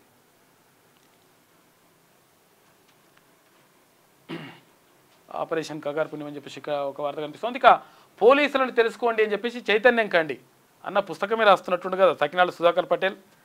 ఎందుకంటే పోలీసులకు సంబంధించినటువంటి అంశం, మంచి విషయాలు ఇవన్నీ తెలుసుకోవాల్సినటువంటి అంశాలు. 4 రోజుల నుంచి రాస్తున్నట్టున్నాడు. అంటే పోలీస్ స్టేషన్ పోతే ఏంది, అసలు పరిస్థితి ఏంది, ఏమవుతుంది, ఎఫ్ఐఆర్ అంటే ఏంటిది, ఎట్లా దాఖలు చేయొచ్చు, ఏం కథ, అసలు పోలీసులు వాళ్ళ విధులు ఏంది, అసలు మనం ఏమైనా అడగొచ్చా, ఎట్లా చేయొచ్చు, ఏం కథ అని పూర్తి వివరాలు మొత్తం కూడా రాస్తూ ఉన్నాడు సకినాల సుధాకర్ పటేల్. మంచి వ్యాసం కాబట్టి చదవండి ఒకసారి. ఇక నేటి మాట చూసుకుంటే, నా ప్రజలకు ఏమైంది? రాష్ట్రంలో అవినీతి విచ్చలవిడిగా పెరిగిపోతుంటే ఎందుకు నోళ్లు మూసుకున్నారు? గత ప్రభుత్వంలో జరిగిన అవినీతి అక్రమాలపై చర్యలేవని అధికారంలో ఉన్న ప్రభుత్వాన్ని నిలదీయలేరా? లక్షల కోట్ల రూపాయల అప్పు తెలంగాణ ప్రజలపై మోపితే ఒక్కరన్నా నోరు మెరుపుదరా? హస్తం పార్టీ అధికారంలోకి వస్తే అవినీతి చేసినోళ్ళు ఎంతటి వారినైనా వదిలిపెట్టమన్న లీడర్లను నడిబజార్లో ఈ జనాలు అడగలేరా? ప్రభుత్వ భూములు వేల ఎకరాలు కబ్జాలు చేసినోళ్ళు దర్జాగా రోడ్ల మీద తిరుగుతుంటే తెలంగాణ ప్రజలు నోళ్లు మూసుకున్నారా? పార్టీలు వేరైనా రాజకీయ నాయకులు ఒక్కటేనన్న భయంతో ఈ ప్రజలు బతుకుతున్నారా? పట్టపగలు ఓట్లు అమ్ముకునే జనాలకు రాష్ట్రంలో జరుగుతున్న అన్యాయాలపై అడిగే హక్కు లేదని మౌనంగా ఉన్నారా? ఎన్ని ప్రభుత్వాలు మారినా రాజకీయ నాయకులు అవినీతి అరికట్టలేని ప్రజలు మార్పు కోసం ముందుకు రారా? ఇంకా బానిసలుగా బతికేందుకే నా ప్రజలు గొర్రెలోలే తలలు ఊపుతున్నారా అని చెప్పేసి పెద్దపల్లి రాజన్న ఆవేదనతోటి ఆవేశంతో రాసిండు. తెలంగాణ ప్రజలకు ఏమైంది అని చెప్పేసి కింద కనిపిస్తూ ఉంది వ్యాసం. ఇక ప్రభుత్వాలు మారినా నిరుద్యోగుల రాతలు మారలేదని చెప్పేసి పాపం నిరుద్యోగుల బాధల గురించి కోలాహలం Lakshmanaraju MA political science Nizam college యాతవాకిల్ అని చెప్పేసి ఒక ప్రత్యేక వ్యాసం రాసిండు నిరుద్యోగుల పరిస్థితి పైన. గ్రామాభివృద్ధి దేశాభివృద్ధి అని చెప్పేసి అంటున్నారు. ఇది శనార్థి తెలంగాణలో ఉన్నటువంటి ప్రధాన కథనాలు. అయితే ఒకసారి ఈమెమంటుందో చూద్దాం. ఈమె ఇక కల్లోల మణిపూర్కు 28 నెలల తర్వాత ఎట్టకేలకు నేడు ప్రధాని పర్యటన, మళ్లీ చెలరేగిన హింసాగాండ, మోదీకి స్వాగతం పలుకుతూ ఏర్పాటు చేసిన పోస్టర్లకు నిప్పు పెట్టినట. నిరసనకారులపై లాఠీ చార్జ్ చేసిండ్రు నిన్న. నేపాల్ తాత్కాలిక ప్రధానిగా సుశీల కర్కి ప్రమాణం చేయించిన దేశాధ్యక్షుడు పౌడేల్ ఎమర్జెన్సీ విధించే యోచన ఉందంట. 6 నెలల్లోగా ప్రతినిధులు సభకు ఎన్నికవుతారట. 2026 మార్చిలో ఎన్నికలు నిర్వహించాలని చెప్పేసి అనుకుంటారట. అక్కడ పట్టపగలే దారి దోపిడీ, డమ్మీ గన్ చూపించి 40 లక్షల రూపాయలు చోరీ అంట. కారులో వెళ్తున్న స్టీల్ వ్యాపారి సిబ్బందిపై దాడి, కండ్లలో కారం కొట్టి నగదు లాక్కున్న మూట, పారిపోతుండగా కారు బోల్తా పడ్డదంట. శంకరపల్లిలో ఘటన చోటు చేసుకుంది. వాళ్ళ అంగ కొడుకులు. నట్టనడి సిటీలో హత్య, రియల్టర్ను పొడిచి చంపిన రౌడీ షీటర్లు. అగో జనమంతా చూస్తుండగానే దారుణం. కుషాగూడ మంగాపురంలో ఘటన, మర్డర్ తర్వాత తాఫీగా వెళ్ళిన నిందితులట. కుషాగూడలోని మంగాపురం కాలనీలో శుక్రవారం రియల్ ఎస్టేట్ వ్యాపారిని చంపిన అనంతరం నడుచుకుంటూ వెళ్తున్న దుండగులు. ఇగో ఇది ఫోటోలు కూడా నేట మరి ఏందో. రాజధానిలో దుండగులు రెచ్చిపోయారు. ఓవైపు అందరూ చూస్తుండగానే రియల్ ఎస్టేట్ వ్యాపారిని రౌడీ షీటర్లు కత్తితో దారుణంగా పొడిచి చంపారు. మరోవైపు స్టీల్ వ్యాపారుల కండ్లల్లో కారం కొట్టి 40 లక్షల రూపాయల దాడి దోపిడీ చేశారు. నగరంలో రోజురోజుకు పెట్టరేగిపోతున్న నేరాలు ఘోరాలతో ప్రజలు వణికిపోతున్నారని చెప్పేసి ఒక ప్రత్యేక కథనం వేసింది ఈమె. ఎల్లుండి నుంచి కాలేజీలు బంద్, ఫుల్ ఖుషీలు ఉన్నదిగా ఈమె. నమస్తే తెలంగాణ. ఫీజు రియంబర్స్మెంట్ బాకీ 10,000 కోట్ల రూపాయలు, ₹1 విడుదల చేరి కాంగ్రెస్ సర్కార్. ఈ నెల రోజులుగా ఇవ్వకుంటే ఉద్యమం తప్పదు. ఈ నెలాఖరులోగా రాష్ట్ర ఉన్నత విద్యా సంస్థల సమాఖ్య హెచ్చరించిందంట. 15 నుంచి కళాశాల నిర్వాధిక బంద్కు పిలుపు, 16 నుంచి. అక్కడ పోస్టర్ ఏదో ఆవిష్కరణ ఉండేగా, ఒకసారి చెప్తావా? అయితే ఇది చెప్తున్నది వాస్తవం మంచిగానే ఉన్నది, కానీ విషయం ఏంటంటే వీళ్ళు ఇప్పుడు బీఆర్ఎస్ ప్రభుత్వం అధికారంలో ఉన్నప్పుడు మరి ఫీజు రియంబర్స్మెంట్ అప్పుడే 2 ఏళ్ళే ఉన్నాయి ఇంకా బకాయిలు. ఆ బకాయిలు ఉన్నాయి. తర్వాత ఇప్పుడు ఈ ప్రభుత్వం వచ్చిన తర్వాత 2 ఏళ్ళే బకాయిలు, 4 ఏళ్ళ బకాయిలు అట్లే పడి ఉన్నాయి. దీంతో విద్యార్థుల తల్లిదండ్రులు చాలా ఇబ్బందులు పడుతున్నారు. తర్వాత ఇప్పుడు ప్రైవేట్ కాలేజీల యాజమాన్యాలు కూడా నడిపించలేకపోతున్నాయి, చాలా ఇబ్బంది పడుతుంది. లేదా ఓకే, నడిపించలేకపోతున్నాయి, చాలా ఇబ్బంది పడుతున్నారు. కానీ విడుదల చేస్తా అని చెప్పి ప్రభుత్వం చెప్పింది, విడుదల చేస్తే మంచిగా ఉంటుంది. ఇక పోలీసు ఉద్యోగార్థుల జంగ్ సైరన్, 20,000 పోలీస్ పోస్టులతో నోటిఫికేషన్కు డిమాండు. పోలీసు నిరుద్యోగ జేఏసీ ఆధ్వర్యంలో సమావేశాలు, జిల్లాల్లో పోలీసు ఉద్యోగార్థులతో కలిసి ఐక్య కార్యాచరణ. ఇక ఇట్లా పోరాటం చేయమని చెప్పి ఈమె ఉసిగొలుపుతుందన్నమాట. ఉద్యోగార్థులకు తోటి జేఏసీ ఏర్పాటు చేస్తుంది. నోటిఫికేషన్ల కోసం 15 నుంచి నిరాహార దీక్ష. నిరుద్యోగుల హక్కుల వేదిక అధ్యక్షుడు అశోక్ ఇక ఉద్యోగ నోటిఫికేషన్ ఇచ్చేదాకా విరమించాలని ప్రకటన. మద్దతు కోసం వీళ్ళని నిరవధిక నిరాహార దీక్ష చేయమని చెప్పు. వీళ్ళని కూడా ఎవరు కేటీఆర్ని హరీష్ రావుని ఇద్దరిని కూడా. ఇక గ్రూప్ 2 సర్టిఫికేట్ వెరిఫికేషన్ అంట. మేడారంలో అపచారం రాసినందుకు నమస్తే తెలంగాణపై చిందులు. మేడారం మాస్టర్ ప్లాన్పై ఆదివాసీల అభిప్రాయాన్ని వెల్లడించినందుకు నిందలు. స్థానిక నాయకులను ఉసిగొల్పి బెదిరింపులు. నమస్తే తెలంగాణ కథనాలపై అబద్ధమైతే మాస్టర్ ప్లాన్లో మార్పులు ఎందుకు చేశారు, పూజారులు ప్రతినిధులతో భేటీలు ఎందుకు పెట్టిండ్రు అని చెప్పేసి మళ్ళీ ఒకటి కౌంటర్ కథనం రాసుకొచ్చింది. ఈమె సర్కార్ నిర్లక్ష్యంపై సమరభేరి. ఫీజు రియంబర్స్మెంట్ బకాయిలు విడుదల చేయాలని చెప్పేసి కోరుతూ వాళ్ళు అడిగిరట. ఇక మరో 3 రోజులు వర్షాలు ఉంటాయంట. బంగాళాఖాతంలో అల్పపీడన ప్రభావం ఉన్నది. ఎమ్మెల్యే చోరీ మాట్లాడవేమి, రాహుల్ సిగ్గుపడు. ఆ ఎమ్మెల్యే కప్పుకున్నది కాంగ్రెస్ కండువ కాదా, వాళ్ళు మిమ్మల్ని కలవలేదా, ఆ అబద్ధాలు సమర్థిస్తారా, రాజ్యాంగాన్ని చేతిలో పెట్టుకొని నీతులు చెప్పడమా, మీరు చేసింది ఏందే రామన్న, మీరు కూడా గదే చేస్తారు కదా. మళ్ళీ ఇప్పుడు మీరు మాట్లాడడానికి ఇప్పుడు మీకు ఏమవుతుందంటే విషయం ఏంటంటే మీరు ఫైట్ మంచిగానే చేస్తున్నారు. నిజంగా ఎప్పుడు మీరు ఫైట్ చేయడంలో మునగాలే మీరు, వాస్తవమే ఇలా.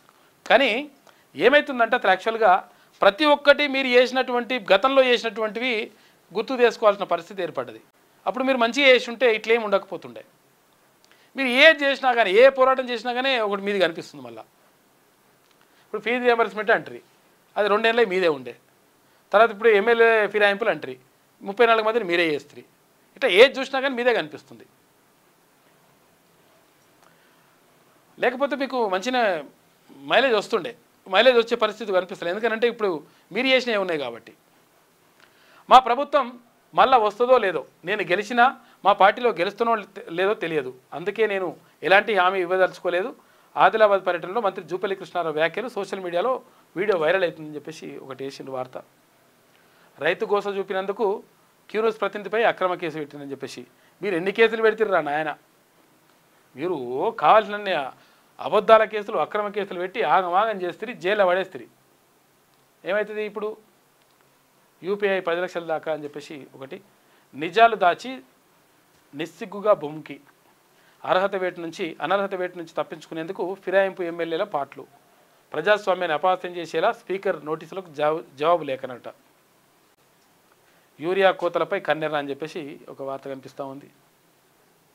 వీళ్ళకి ఇప్పుడు ఏంటంటే ఫిరాయింపుల గురించి మాట్లాడేటువంటి అర్హత బీఆర్ఎస్కి లేదు. ఇప్పుడు వేరే ఎవరైనా మాట్లాడితే ఏమని అనుకోవచ్చు. ఎందుకనంటే నిజంగా వీళ్ళు ఏమైనా చేయకపోతే, ఏమన్నా అటువంటిది ఏమైనా చేయకపోతే సరే మాట్లాడుతుర్లే, వాళ్ళ వైపు న్యాయం ఉన్నదిలే, ఫిరాయింపు చేయడం కరెక్ట్ కాదులే అని చెప్పేసి అనిపిస్తుండే. కానీ మీరు చేసిందే కథనే, నీవు నేర్పిన విద్య కదా నీరజాక్ష అన్నట్టు కేసీఆర్ చేసినటువంటి కథనే కదా ఇదంతా కూడా. ఆయన నేర్పిందే కాబట్టి ఈ అబద్ధాలు కానీ, తర్వాత ఇప్పుడు ఏంటి అబద్ధాలు ఆడడం కానీ, ఫిరాయింపులు కానీ, లేకపోతే ఇప్పుడు భూత పురాణాలు కానీ, రకరకాలుగా అన్నిటికీ ఆద్యుడు ఎవరు అని చెప్పేసి ఒకవేళ రేపు ఏమైనా క్వశ్చన్లు ఇస్తే ఆ క్వశ్చన్లకు ఆన్సర్ అయితే మాత్రం కేసీఆర్ అనేది వస్తుంది కథ.